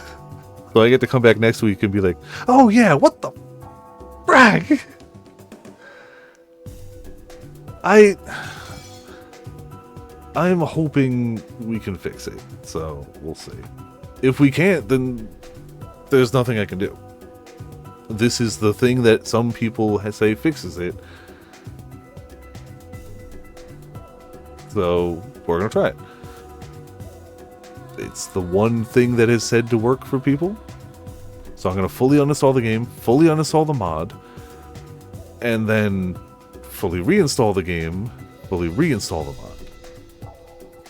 Excuse me. So we'll see. There's one other option. You